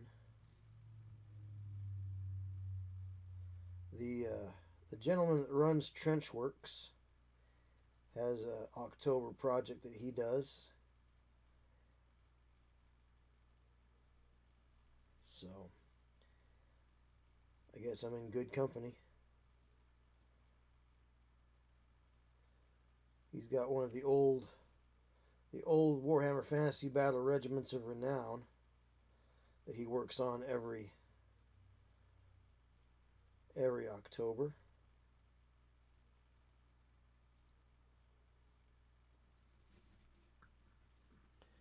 So that's pretty cool.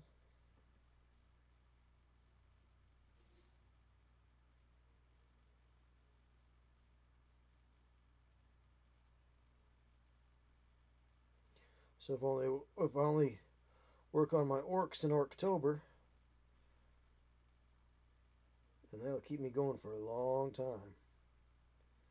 So we are halfway through October, so we're about halfway through with these orcs, at least with their skin and their skin and their pants.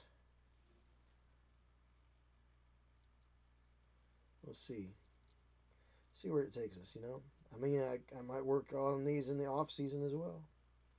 You never know with JP. You never know what you're going to get.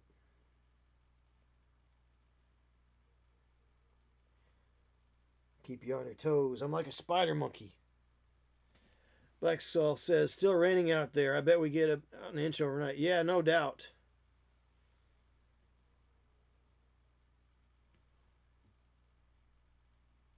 Well, I mean, you're in a place where rain can become snow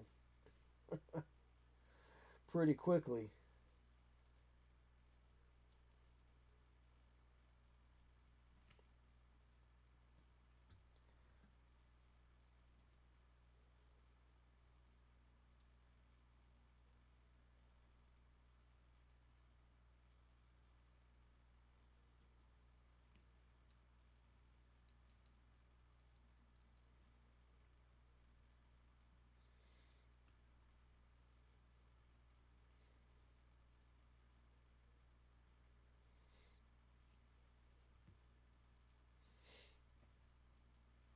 Alright, those two dudes are done as far as their pants go.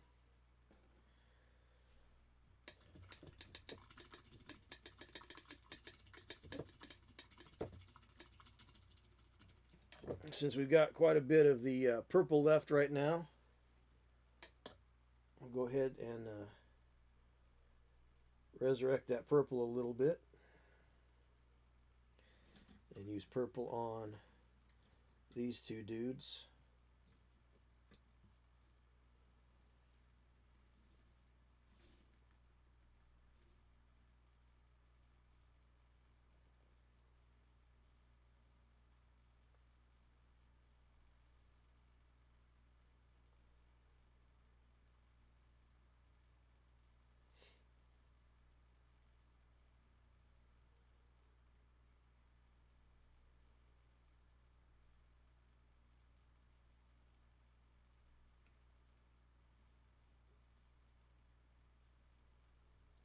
course, this is such a dark purple, and it's kind of down here.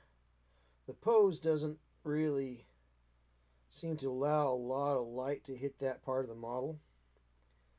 So I'm going to have to really bring the contrast up on some of these purples. I may hit it with a really sharp, really hot magenta with a dry brush. Of course, I'm doing these pants up before I dry brush the skin. So what I might do is, yeah, I got options. Because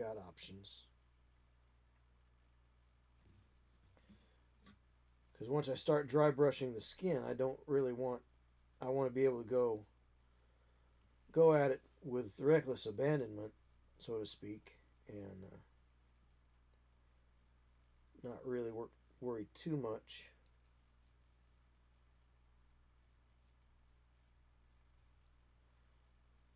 about hitting things, not hitting things. So what I may do is I may do the pants and do the flesh and dry brush those up.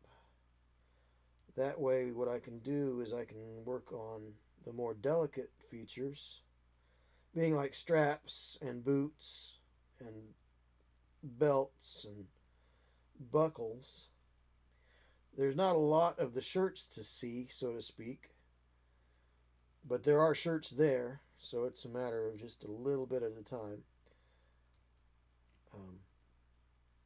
The worst part is there's shirt material back in here, so I'd have to reach past something that I've already painted, which I really didn't think of that when I was doing these, but I wanted to do the flesh first.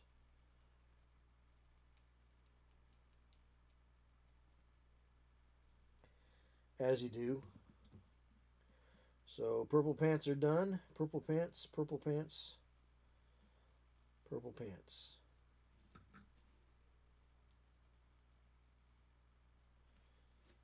Alright, so those purple pants are going to go with the, well, I'm just going to put the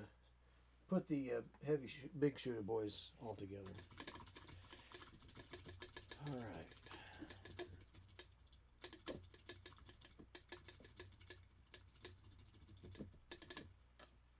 And then let's see. What else have we got here? Alright, green ochre.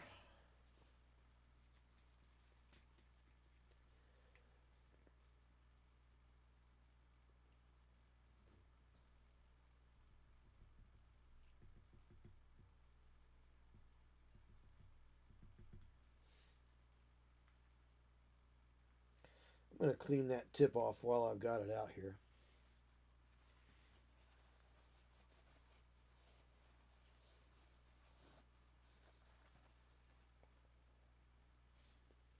That way it doesn't get stuck to the inside of the cap again. I mean, it still could, with what's already on the inside of the cap, but I'm not going to worry too much about it. So.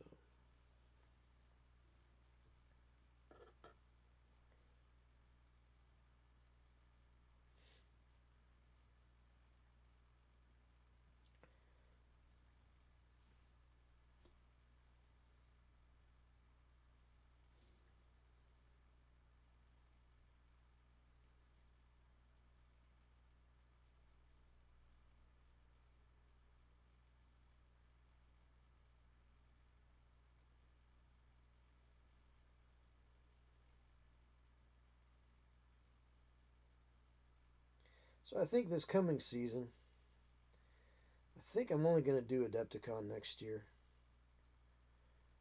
I think I need to spend some family time. So using all my vacation time to run off and do conventions, I think has been a little selfish. So I need to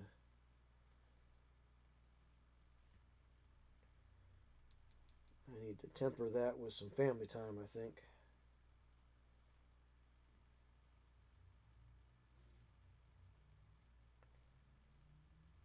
So, no more using up all my vacation time for conventions, I think.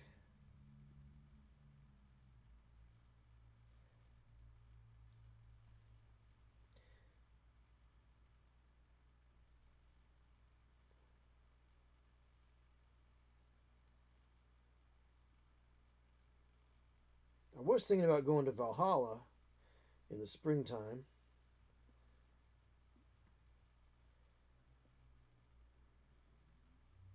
In lieu of Adepticon, but I don't know.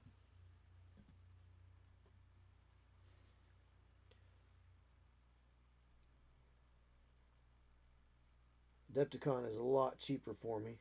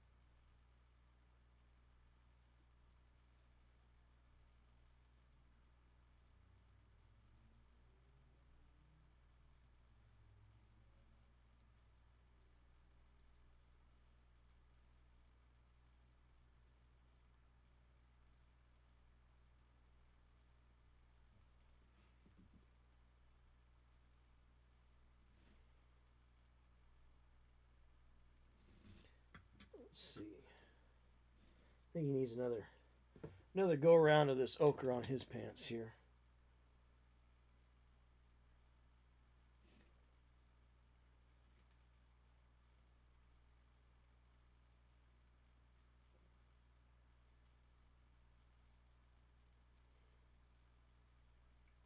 Just basically any place that I see the black kind of showing through.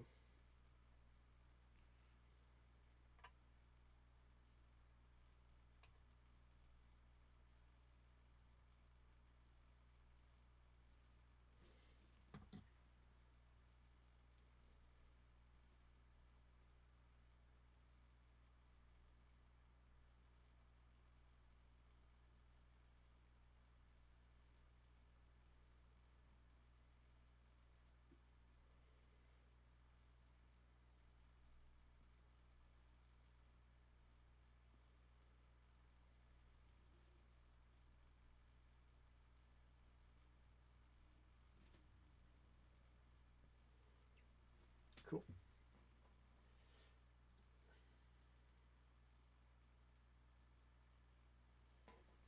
So I've got gray, purple, ochre. So now it's going back to the red.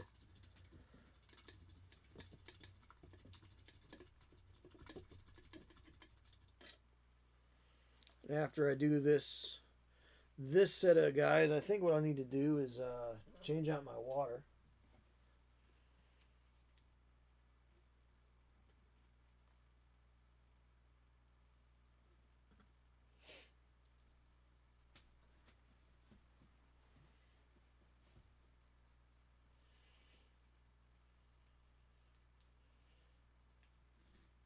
So I've actually got 5 colors on my palette, and I've got 5 Rocket Boys. So I could give each of these Rocket Boys a different color set of pants too. So that'd be pretty cool.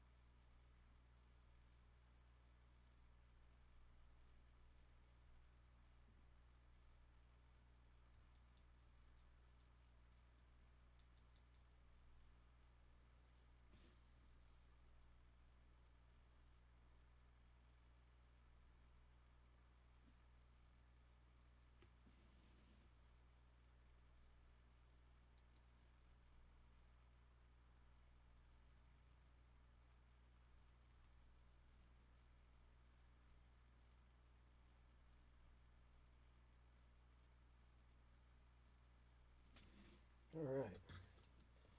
Let those dry up. Then we'll put another coat on those.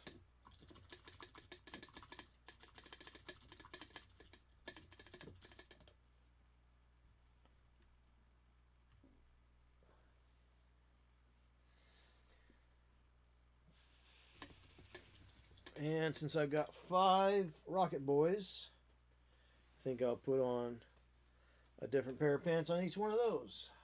So, alright. This guy's going to get the wolf gray pants.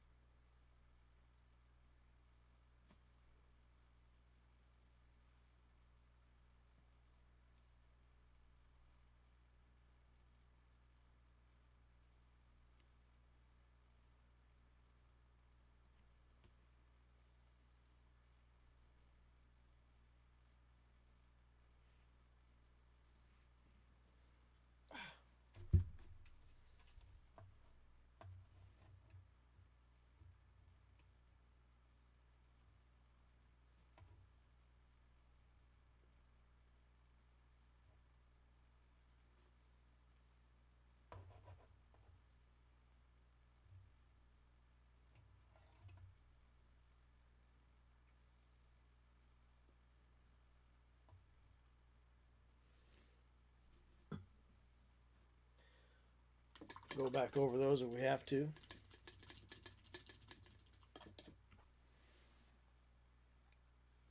Next one, give him ochre colored pants. I said ochre, not okra. Some people like okra. Some people don't. Sometimes I like it. Depends how it's fixed.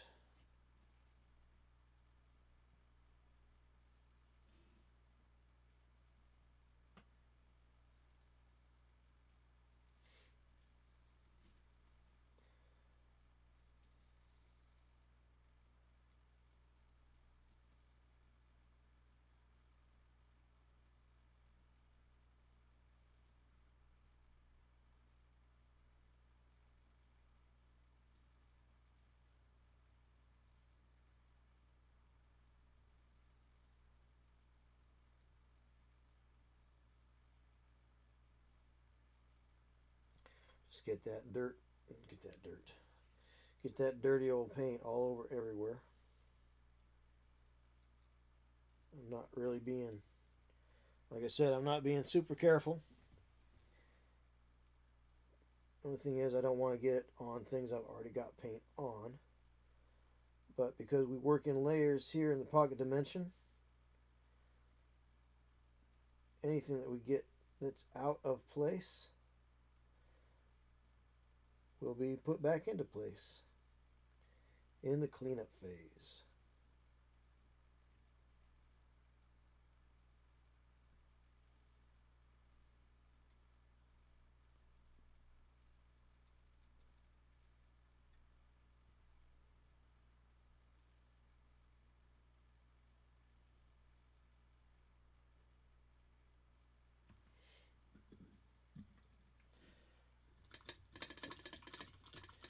Next, purple.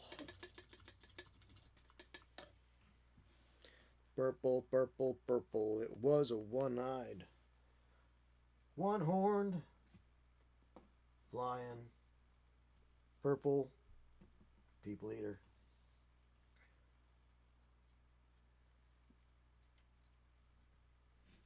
We'll get a little water, reactivate that purple up a little bit more.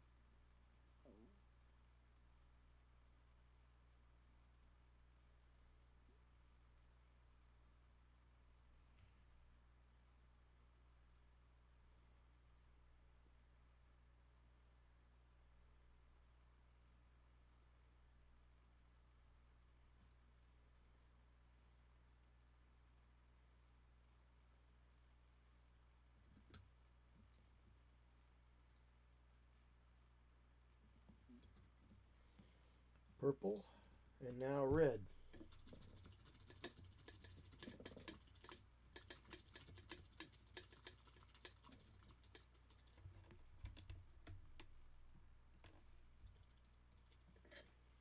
Just trying to find the best place for this light here, and I just can't find a good one, you know?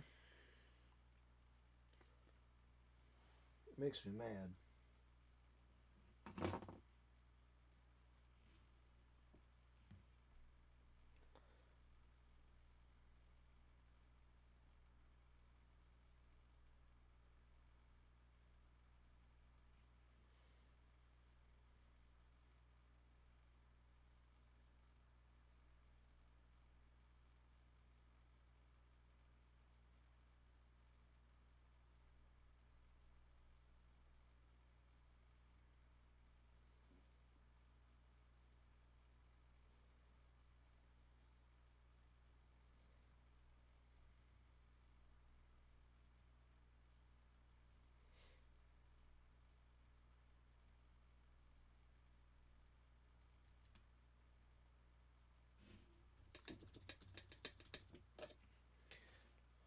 I got a little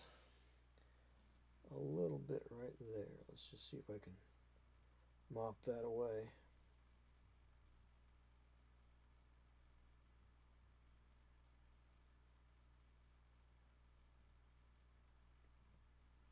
Pretty well.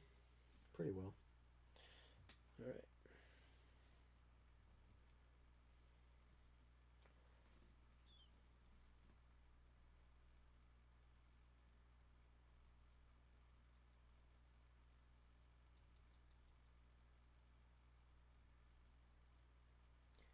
So, weekend before last, I went to a little gaming convention in Louisville, Kentucky. And it was pretty cool. I got to play a game of Pulp Alley. Really fun. Really fun game. If you haven't had a chance to play Pulp Alley, definitely give it a shot.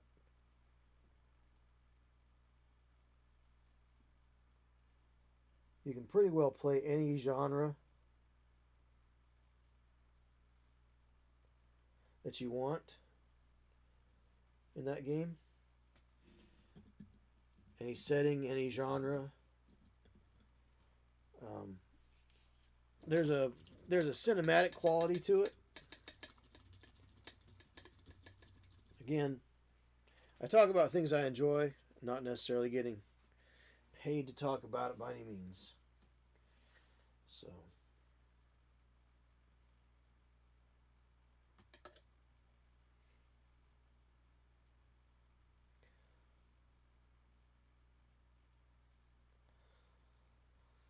I wouldn't disagree though if the writers of Pulp Alley wanted to send me a big envelope full of cash to talk about their product, but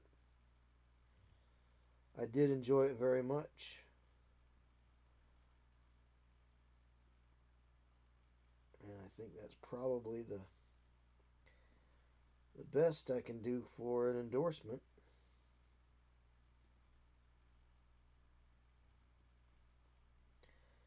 I enjoyed it. It didn't hurt that the GM was very experienced in running it as well, and actually took the time to play test his scenario prior to running it at the convention. So how do you like them apples? That's pretty responsible, I thought.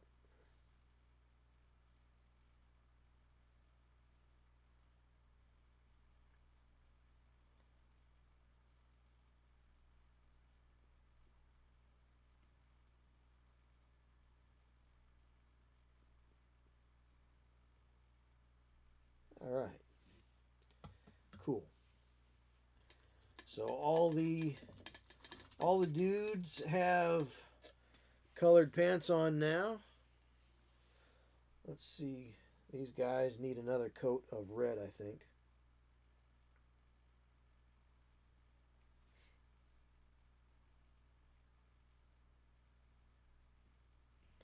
It's not the brightest red. It's kind of a scarlet, bluish sort of a red.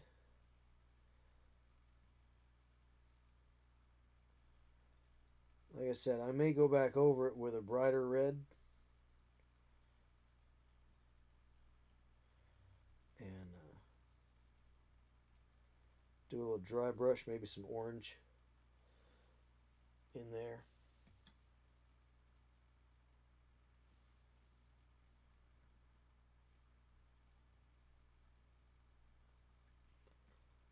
But for my purposes, not too bad. Could probably go ahead and just keep on painting them and just not do any highlighting or washes or anything and just keep it going. Although I did do washes on the flesh, so you know.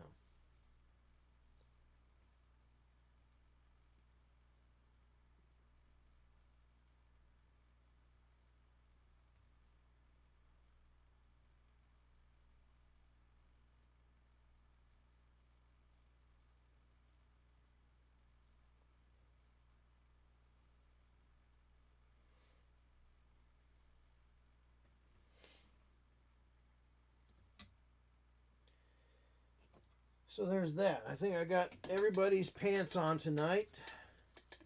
So everybody's now wearing pants, which is an accomplishment. So I'm going to go back through these Rocket Boys and see where they're.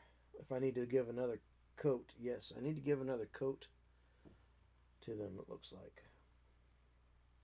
So this is the Wolf Gray from Army Painter War Paints, the old stuff. Don't knock it just because it's old.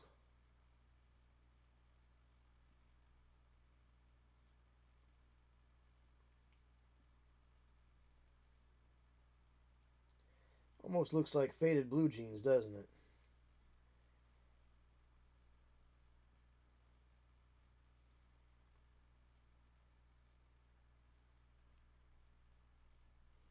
But this is the dark base coat for their, what would have been their Space Wolves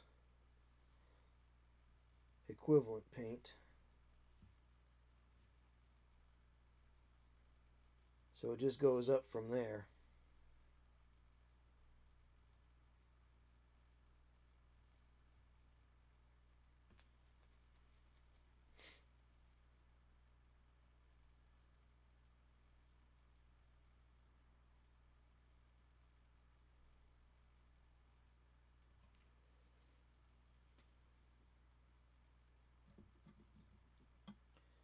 And then the ochre. We'll do another layer of ochre on here.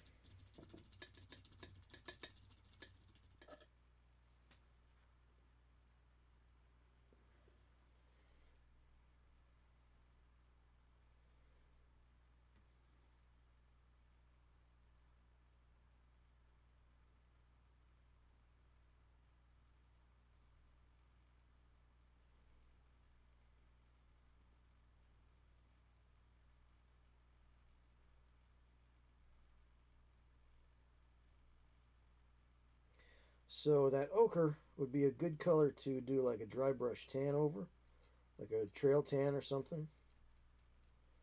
I don't think I will. I think what I'll probably just do is do a brown wash on it. Dark brown wash maybe.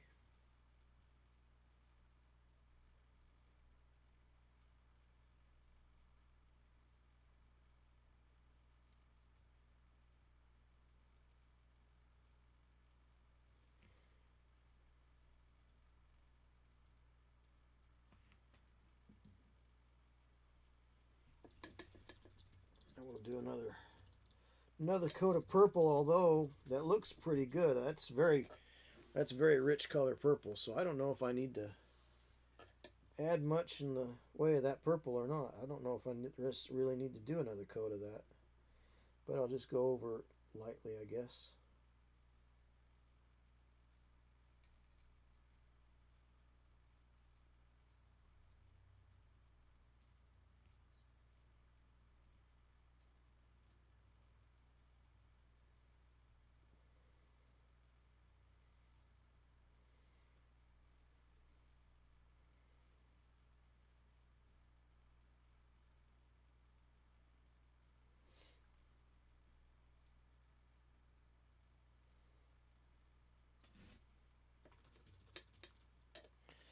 some on his thumb here, although it's in a place where nobody can see it. Does it really matter? It's kind of like the tree falling in the forest. If you get paint where nobody can see it, is it really there? Arguably not, right?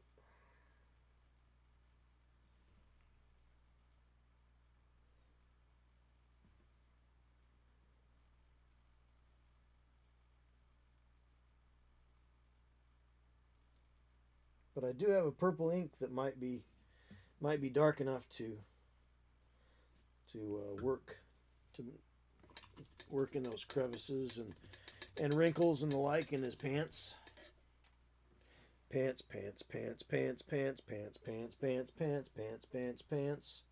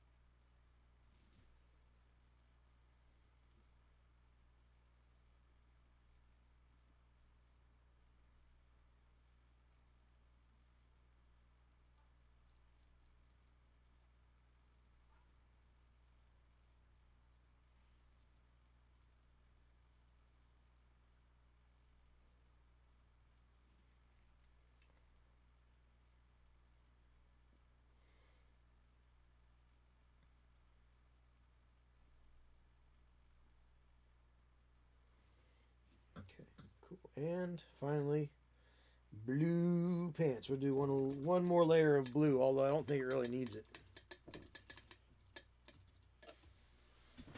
It's not quite as dark a blue as I would have liked,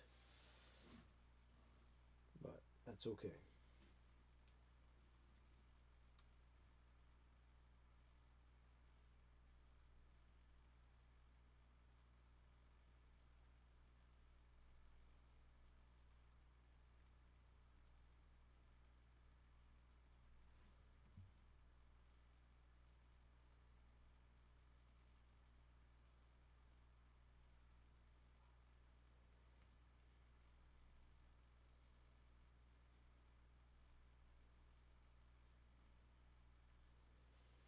Cool.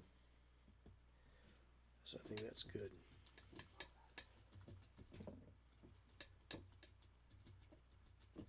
All right, so that's the special weapons troops. All the sluggas, all the heavy sluggas. Oh, sorry, all the heavy shooters. All the heavy shooters are done now. All the rocket launchers are done now.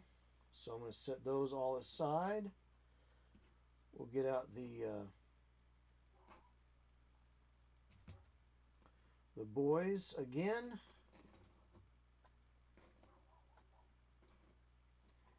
And see where it takes us.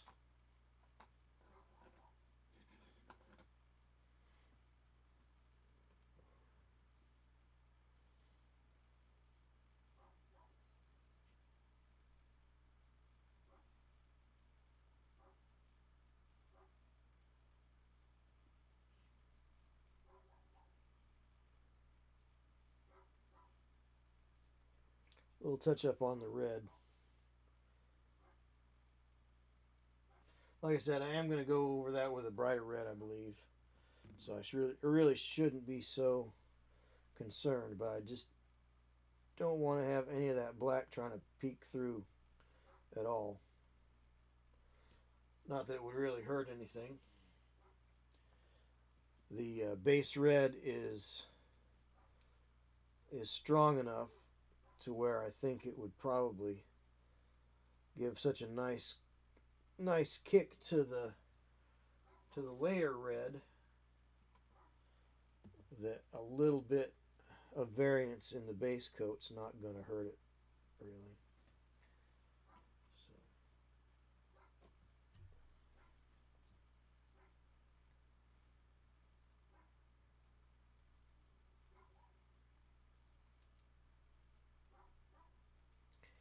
Next door neighbor's puppies barking at something.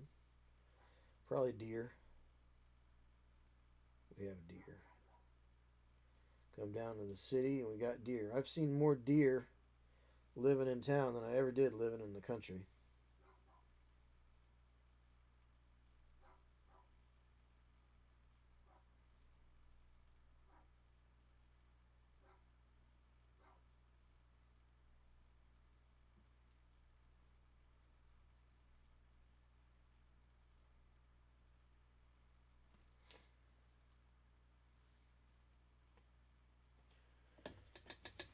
All right.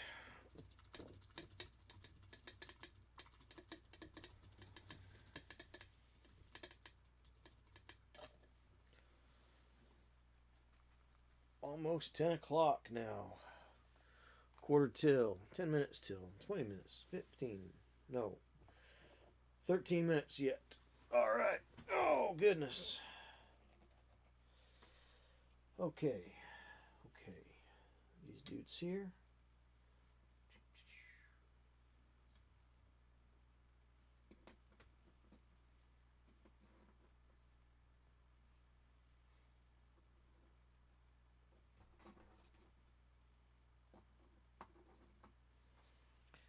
And these dudes here. Set those aside.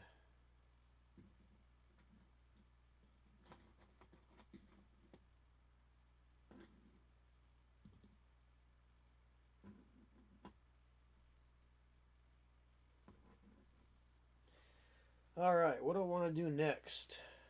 I don't know. How's that for an answer?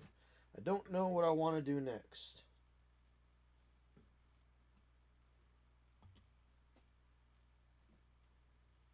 Maybe paint their shirts.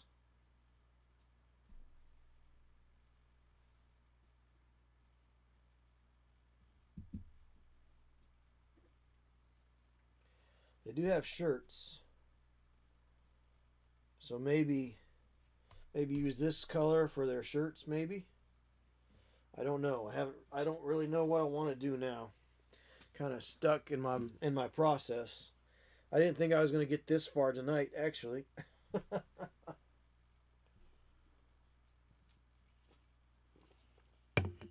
So, let me see. Let me think about what I want to do for a minute. I could paint their shirts. Painted their pants. Might as well paint their shirts.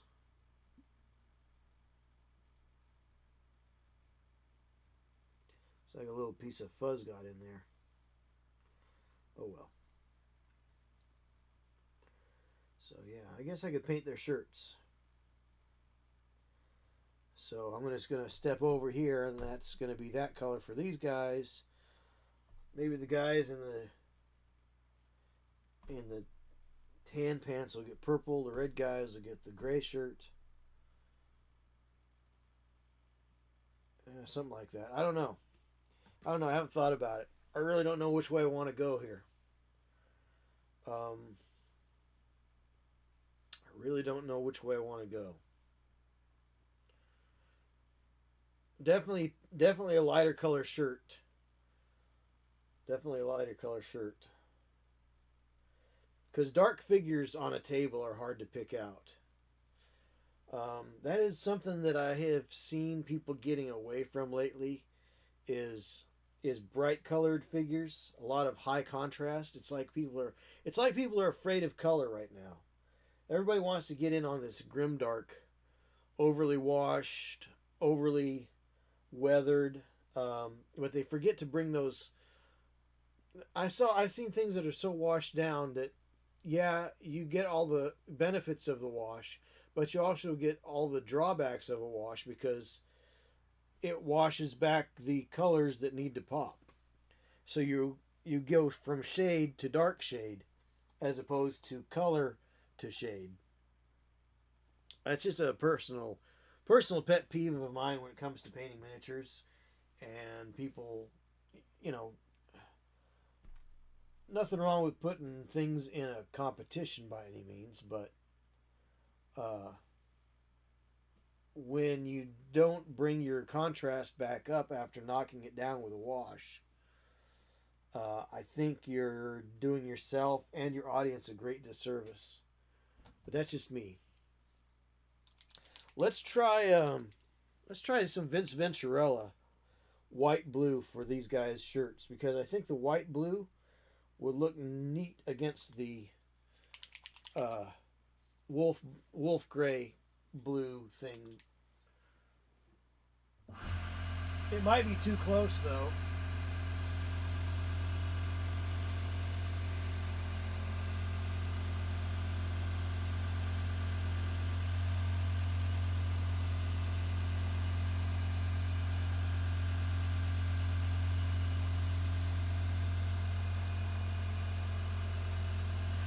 You know, it might be too close, so it might not have the desired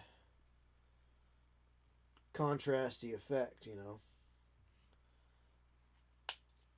It might be more better for like a highlight color. So let's see how that works against it. I think that would probably be more of a highlight color, really. I don't know. Well, let's put it on one guy and see how that works out. Let's see if it's worth anything. It might be too cold. The blue on the gray on these is a very cold kind of a gray. So white blue might be too cold, too crisp, too much in the too close to its parent color, you know. Not parent color, but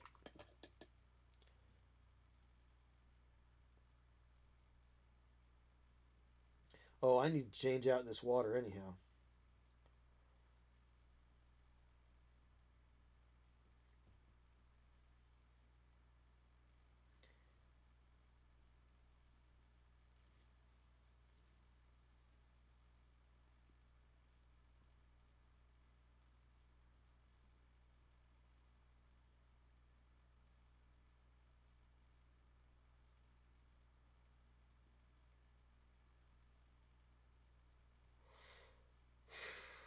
I don't know.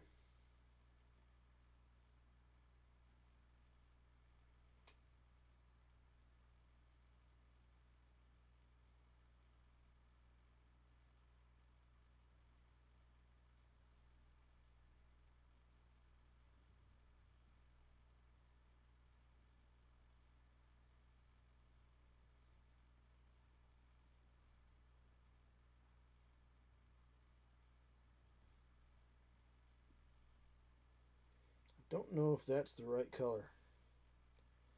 I mean, it's kind of cool. It's definitely a cooler white. I mean, it's a white blue, so it might be all right. I'm not sold on it, but I'm also not hating it.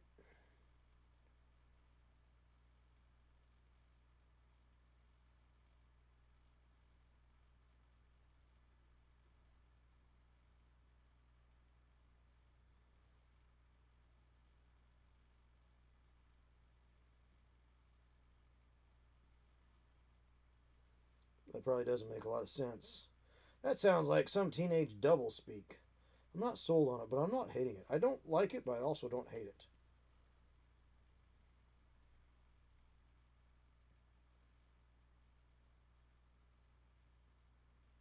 I mean, I really am of two minds on this color. It is a little bit bright and a little. I mean, I'm not against the brightness.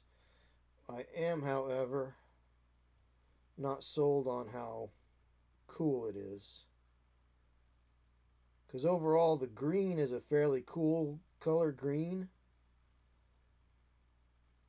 And having cool color pants, I think his shirt needs to be a warmer tone.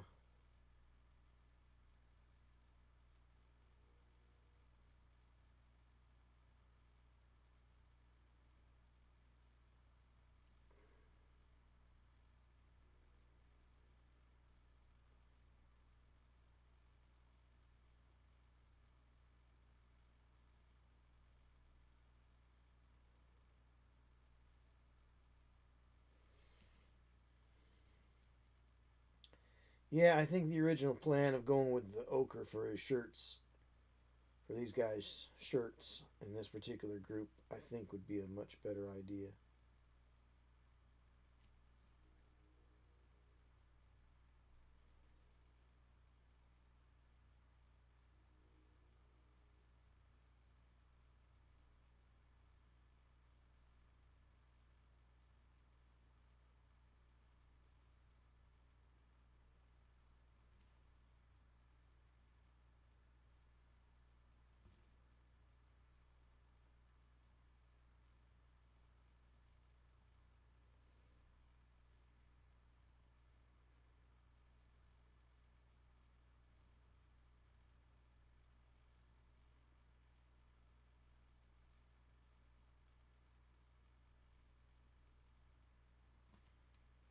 I don't know.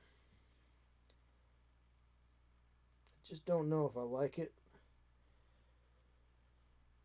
It seems a little bit plain.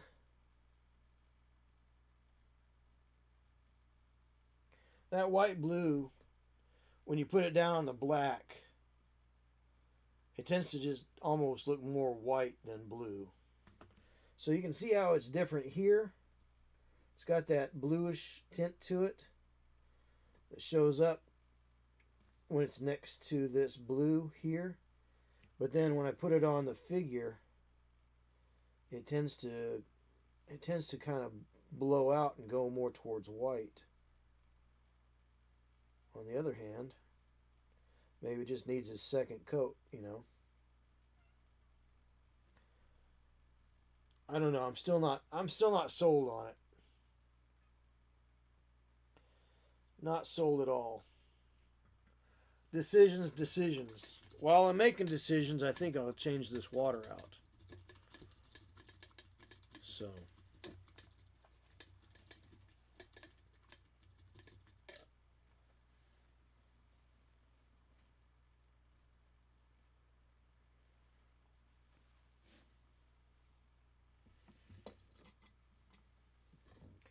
We're going to do a little Captain Planet here.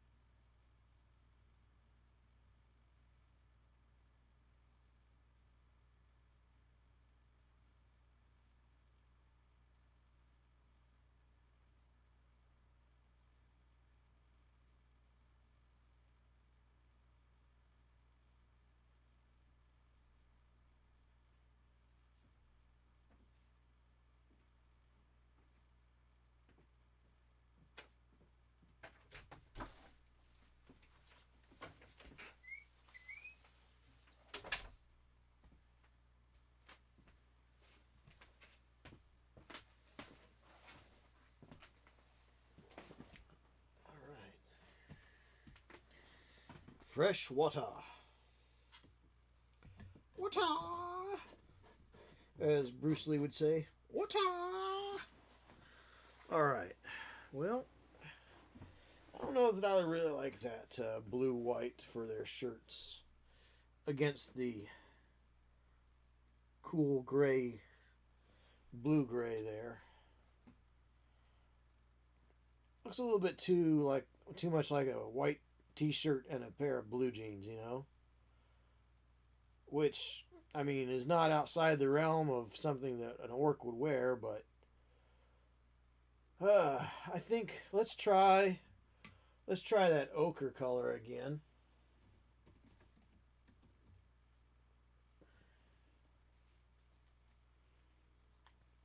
Kind of like it, but let's see if that'll work better. Because it's warm. Again, you got cool colors and no warm color, no warmth to kind of balance it out. So maybe, well, I mean, the leather straps on his gear would probably balance it out, but don't know that I particularly want to wait that long in the process to balance it out. So let's go ahead and just see where this takes us. It might be better.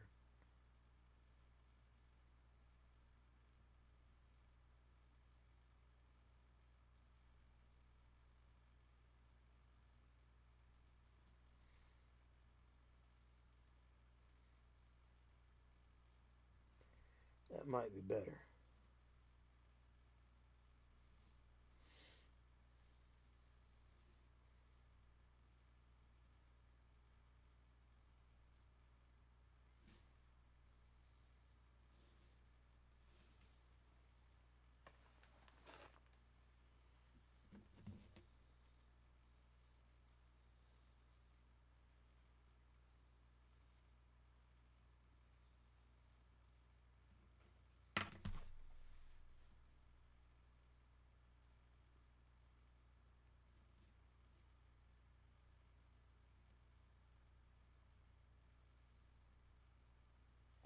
I don't know what I'm doing. I'm trying to clean up before the cleanup phase. Got a little bit on the on his arm there, but I'm gonna go back over and brighten up his arm, his arms. Well, I'm gonna go back over all of his flesh and brighten it back up anyway. So anything that I might get overlapped here is not really gonna matter that much, is it? Here I'm getting distracted. I'm getting too too precise where I don't really need to have precision.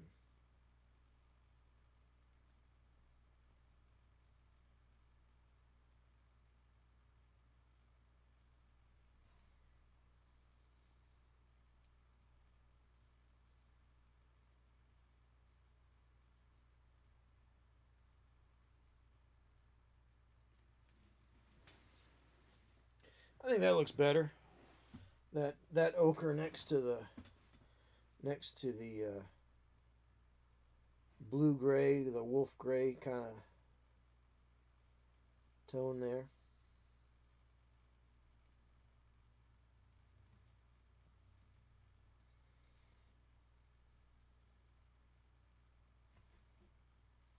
I am going to go a little slower because there are smaller parts here peeking out where his shirt is between his gear and his skin, and I don't really want to get that too messed up, you know.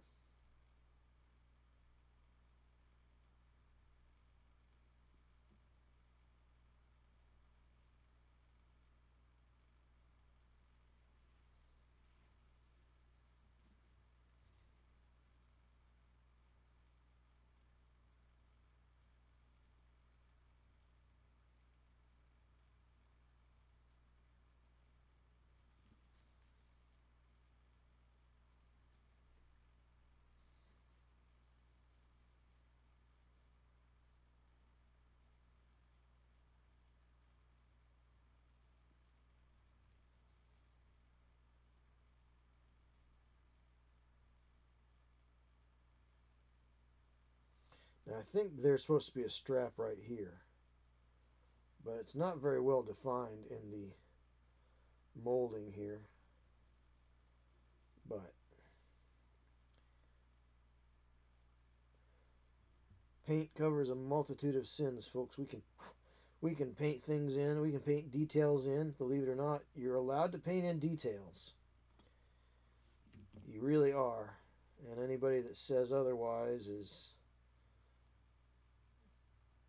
well, they're saying otherwise. That's it. That's all I got to say.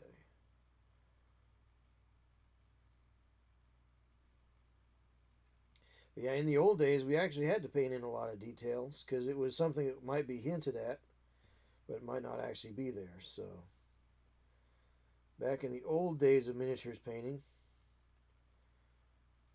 sometimes you just had to paint in the detail because it didn't exist on the model, but you knew that it's supposed to be there. Believe it or not, I'm walking on air.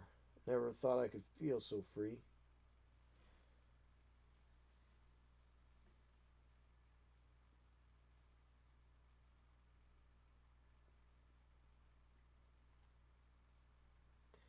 Yeah, that's pretty cool. That's pretty cool. All right. I think we'll go with that.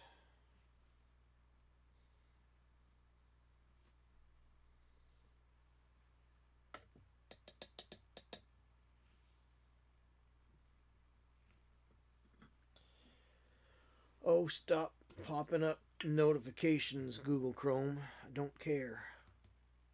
I don't care.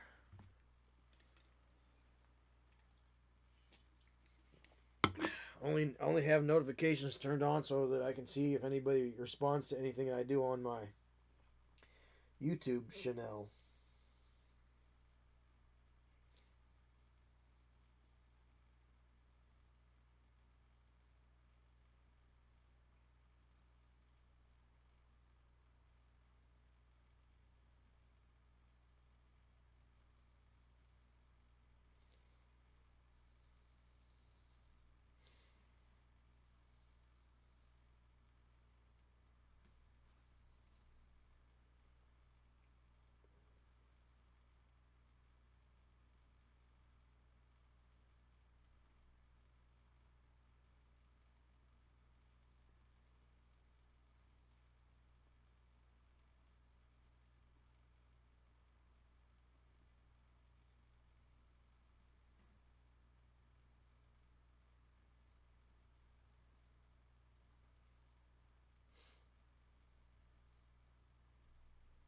All right, looking good. Now we're moving right along.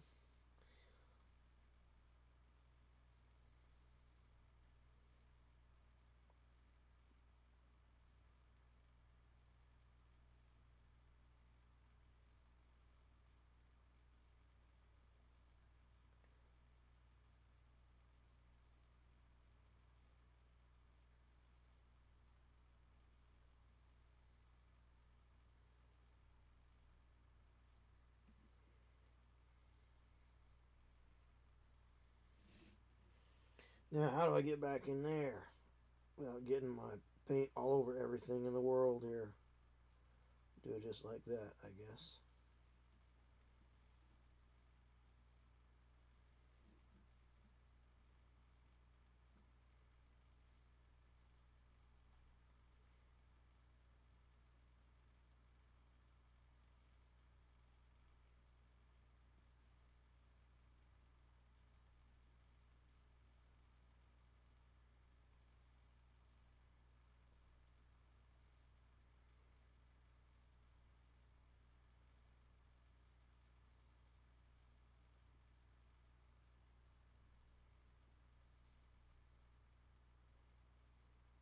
Some of these, I wonder if they weren't fantasy orc bodies. Actually, I don't think they were. I think these are all the one piece with the single glue-on arm with the slug arm. I think that's what they were.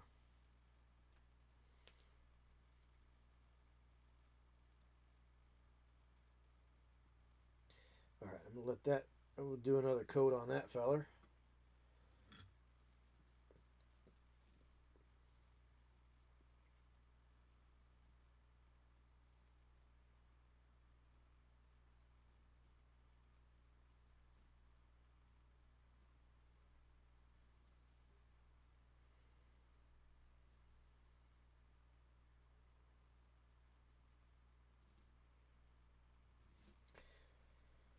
Were I to do these today, I might actually paint the bods before I glue the arm on, you know.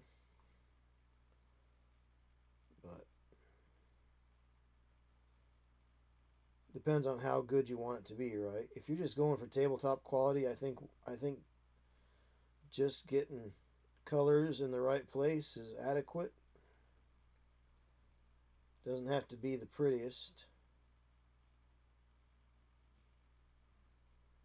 They do give out awards for best looking army though in tournaments, but I don't play tournaments generally speaking. I really don't have any interest in 40K the game. I like the setting pretty well, I guess. And I like the models definitely. But I'm more interested in other game systems to use with them. One page rules is not a bad idea, but I find one page rules, while it has come into a maturity on its own, I feel like they're so they're they're so GW adjacent that they need to keep up with what Workshop is doing in order to have a business plan, if that makes any sense. Um,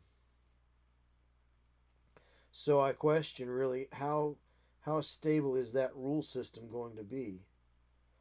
On the other hand, look at what BattleTech has done for 40 plus years. You know, um, they are using the same rules now that they've always been using, and the little rules, the 96-page rule booklet that I got with my 3rd edition starter kit for BattleTech still works now. Now there are a couple of minor changes overall, but in 40 years, the changes that they've had to make to that game are so minor. Just basically wording differences, just clarifications. But the core rules have not changed.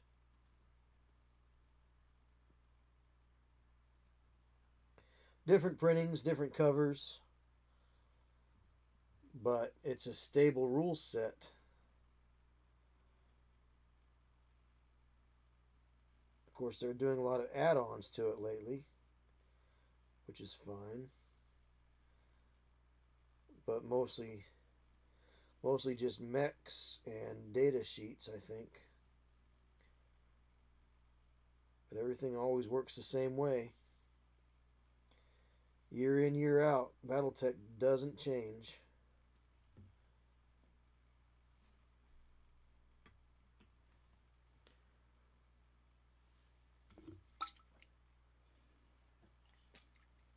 Oh, 10:15 now. All right.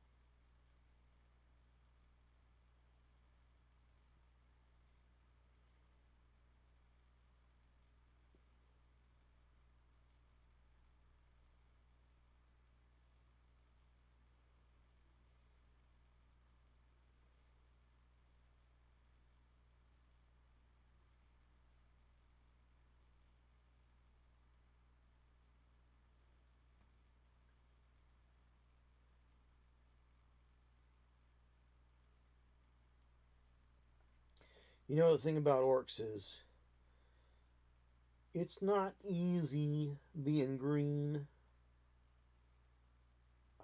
Okay, that's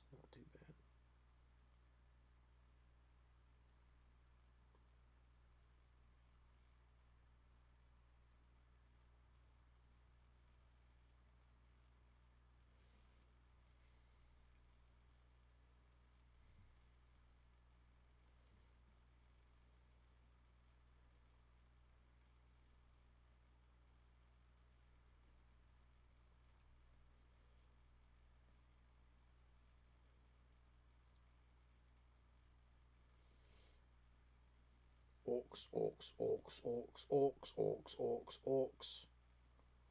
Orcs was made to fight and to win. And you know what? You can help somebody win against their depression or intrusive thoughts by making your contribution. Put some teeth in the bucket.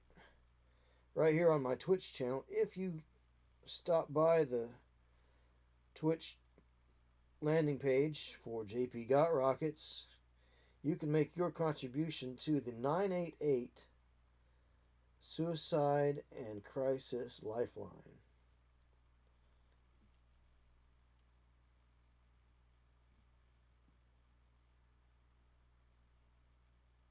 So, stop by, give it a look. Maybe drop a 2 for 2. And yeah.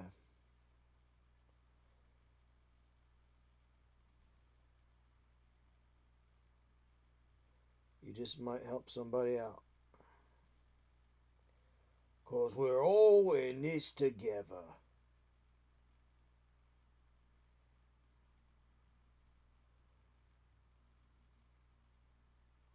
Because Orcs was made to fight and to win. Do I normally stream on Thursday? I have for the last 4 years. Yes, Miar, I normally stream on Thursdays. Yep.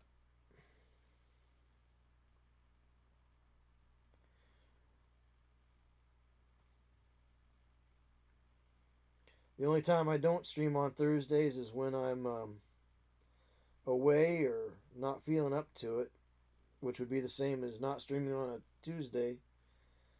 But yeah, I normally stream on Thursdays. Yes, sir.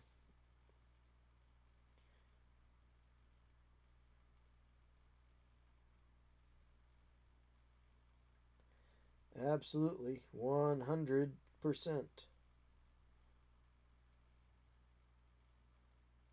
And of course, I usually try to let people know if I'm not going to be streaming.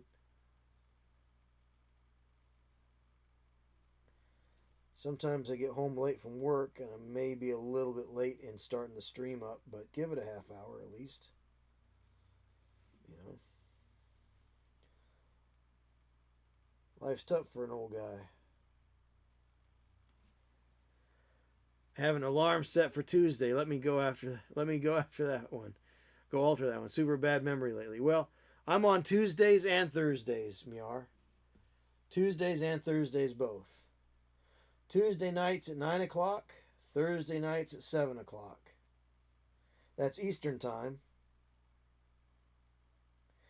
BTW.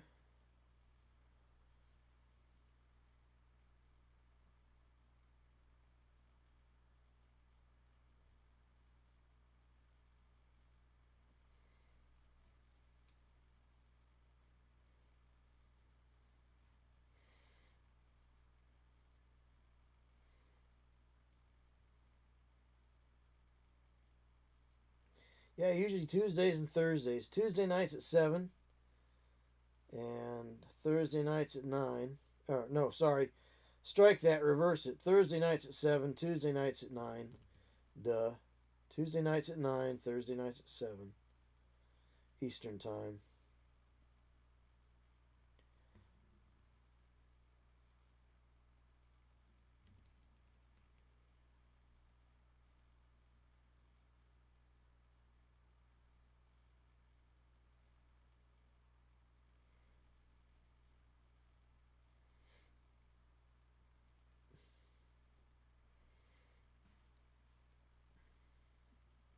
Yeah, I'm coming up on 4 years of streaming. January will be my 4-year stream anniversary.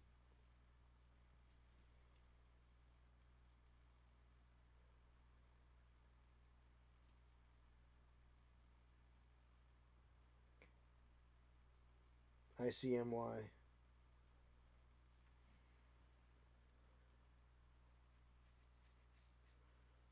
So, yeah, it is pretty stellar, as they say.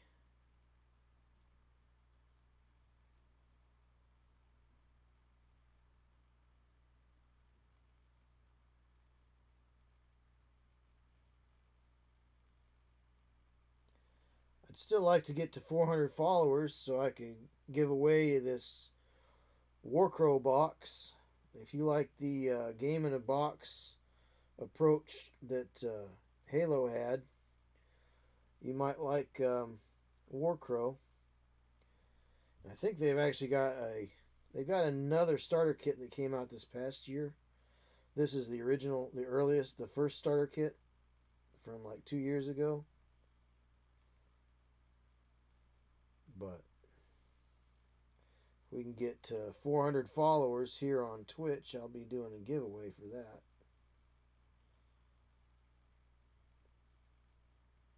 We were kind of on our way, but then, I don't know, Twitch probably started thinking people weren't actual followers and started culling things, because on Twitch, well, I'm not looking at the backstage on Twitch right now, so I couldn't tell you. Oh, it's 346 on there right now, and I think we were up to like 352 or 355 maybe. So still trying to get there.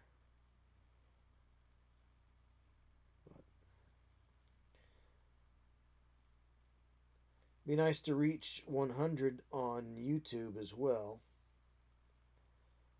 Right now we're sitting at 82, which was funny because I lost a couple off of YouTube. It's like YouTube probably thought they were bots or something, or I don't know. I really don't know exactly why they would have gone away. Very strange. Let me clean off. See if I can clean that off right there. I don't know if it's already too dry or not, but I'll have to fix that later on, I guess.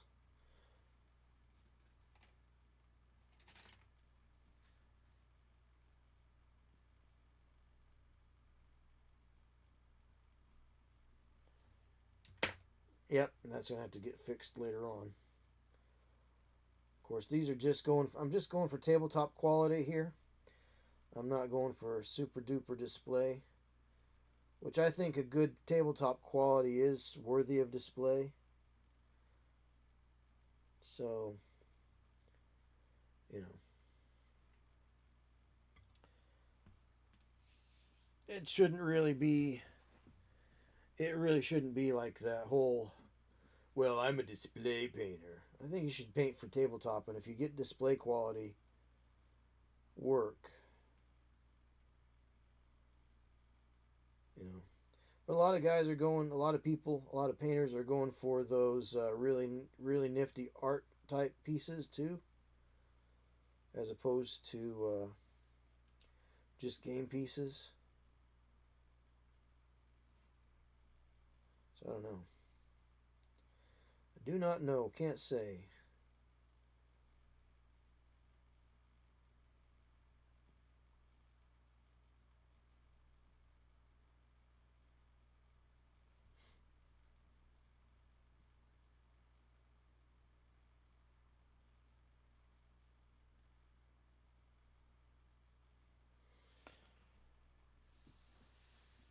$10.30.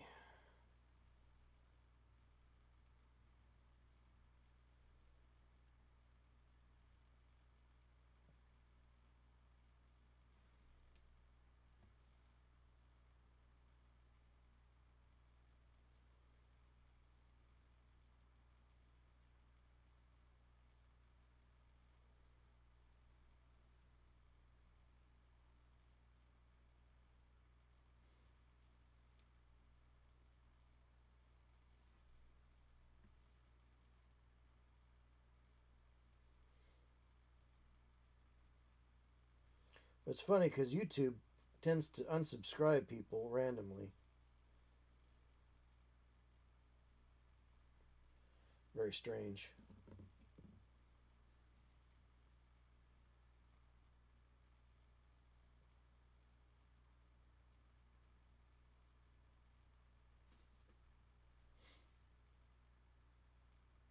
There's another little dot that I got on his green skin there.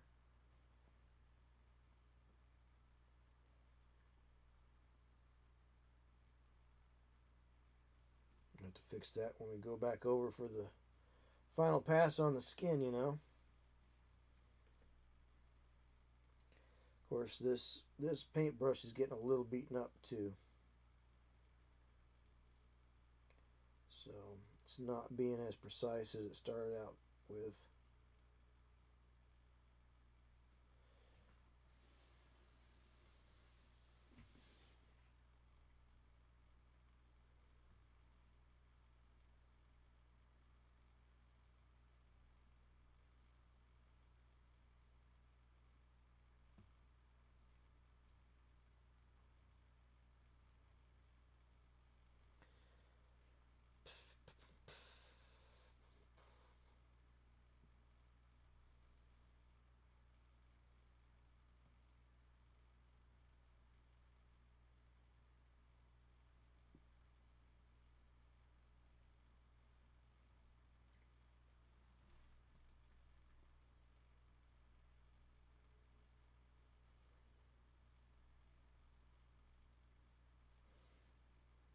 Okay.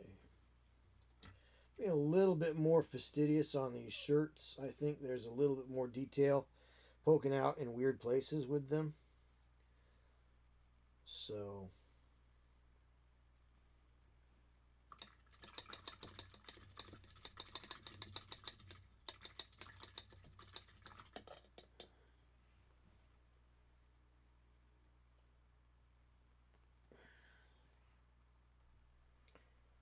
but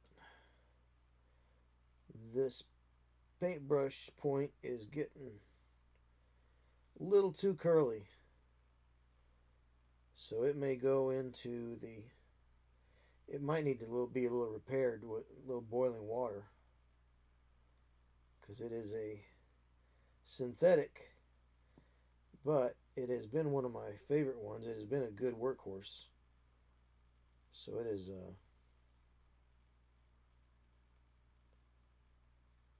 but it wasn't bad. I mean, what do you get for 75 cents at Hobby Lobby, right?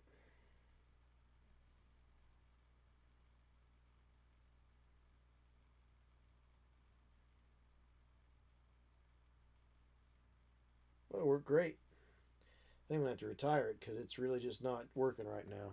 It's not doing what I need it to do.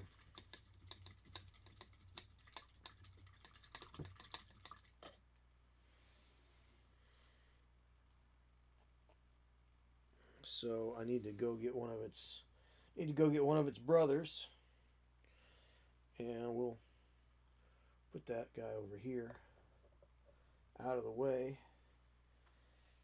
I'll go get its brother and see if it'll give as good service as the other one did.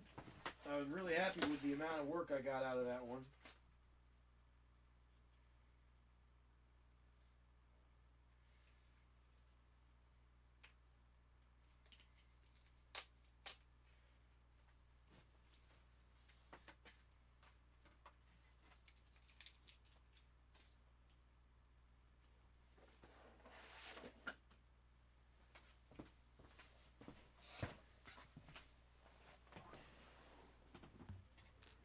So this is what it currently looks like, but this is where it started out from. So these are Masters Touch Fine Art Studio round number 2s. And yeah, this one I used quite a bit over the last year or so. And you can start seeing it's just starting to curl out, and the shorter bristles are starting to curl out, and it's just not tenable to use right now with some of this more fine work. But I'm going to try something I read about. I'm going to try boiling this maybe and seeing if I can get those synthetic hairs to spring back a little bit. So we'll see. Do like traditional brushes. I do need to lay down though I have to wake at 4:30 a.m. for work. Oh boy. Computer is working better. Better. Not well, but better. But yeah. Yeah, that was frustrating Tuesday night. It just wasn't, things were not going well there. So it was just a hard pivot to, I was going to try to stream on Instagram, but you got to have 1,000 followers. Well, I don't have 1,000 followers on Instagram. And I don't, and I used, I, so I used YouTube on my tablet, but my tablet is pretty good size, so it was really hard to get it to fit on the, I couldn't get the camera to look at the workspace. So that was no fun. I just wasn't having a good time Tuesday night. But yeah, Miar, go ahead and lay down, and I hope you have a good night's rest. And get up and go at 4:30 in the morning.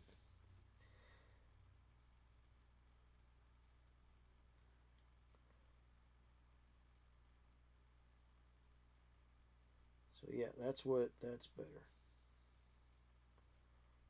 better right there.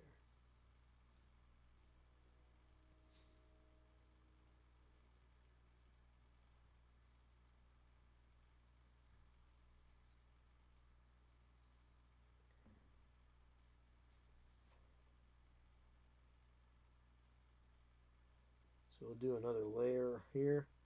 Got 2 more dudes in line here. Yeah. Yeah, that's not good, Miar. You definitely need to have good sleep. So we'll catch you later, man.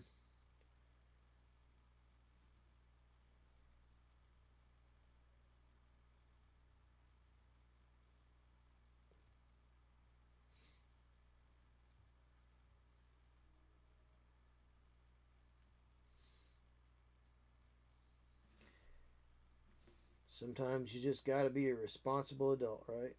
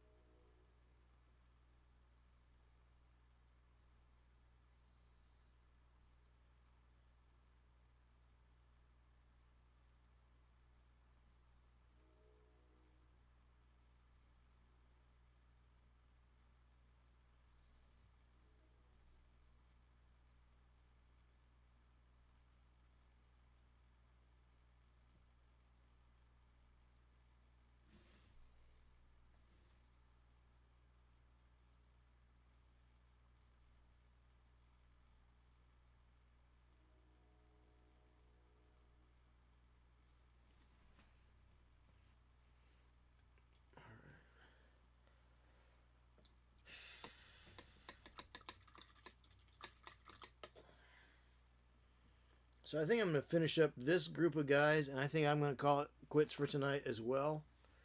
Because there's only 2 guys left in this group with their shirts, and then whatever I do next round.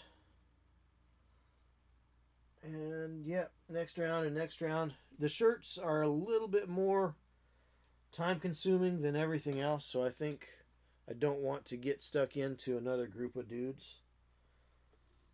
So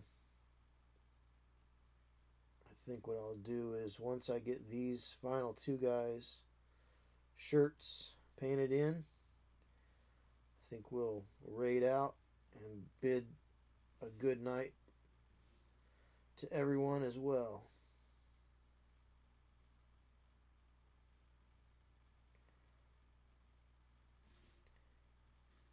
Very true about sleep affecting you in other ways.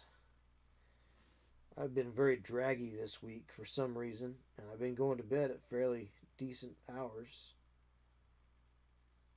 So, I don't know. Maybe it's just getting old. Maybe I'm just not getting good sleep because I'm owed. I'm owed. Never thought I'd get this old.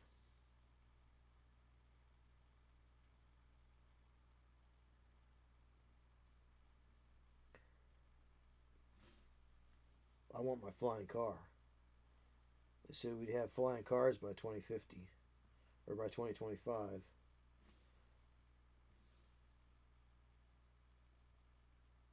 Maybe we'll by 2050. I don't know.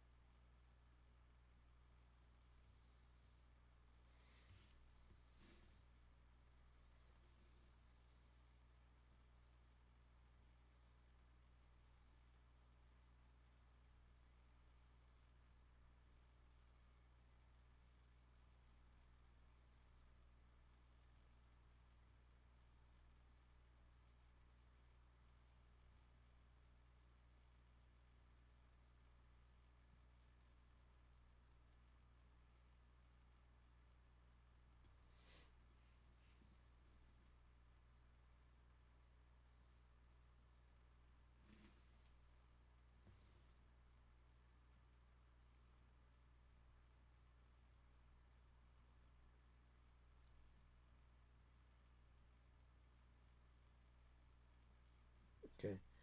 Might be a little thick on there, but they're orcs. What's it matter, right? Cool. That guy, I'd say that guy's pretty well done.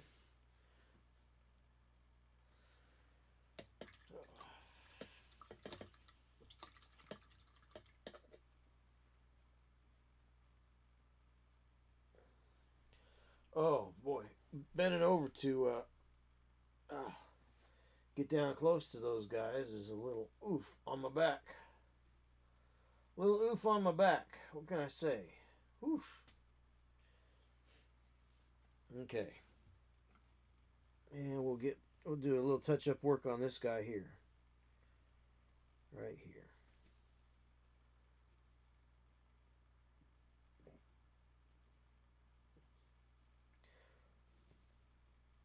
I'm supposed to meet up with a fella from my game club on Saturday. He wants to do some French and Indian stuff, so we're gonna all paint up a little. He's supplying the figures, so we're gonna all be painting up. Me and another fella. We're all going to be painting up some French and Indian stuff. French and Indian war figures for next month, I think.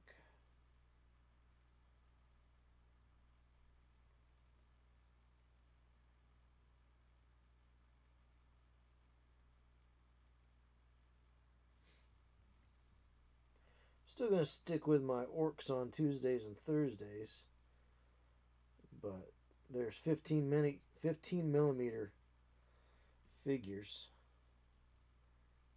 about 30 in a bag, so we're each getting a bag or two, and they'll go pretty quick. They're teeny tiny little guys.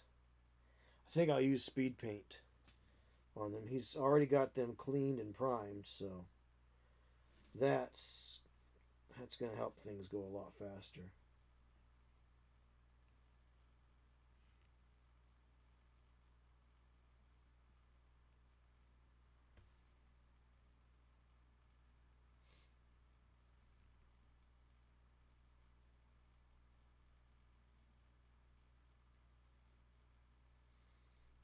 Okay, cool.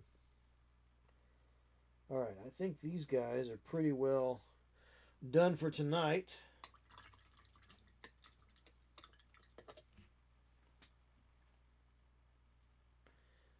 So I'm going to bid you all a good evening, as they would say in the old countries. I don't know if they would say in the old countries, but there you are. There I am. There you are, and here I am. So I'm going to say, as I usually say,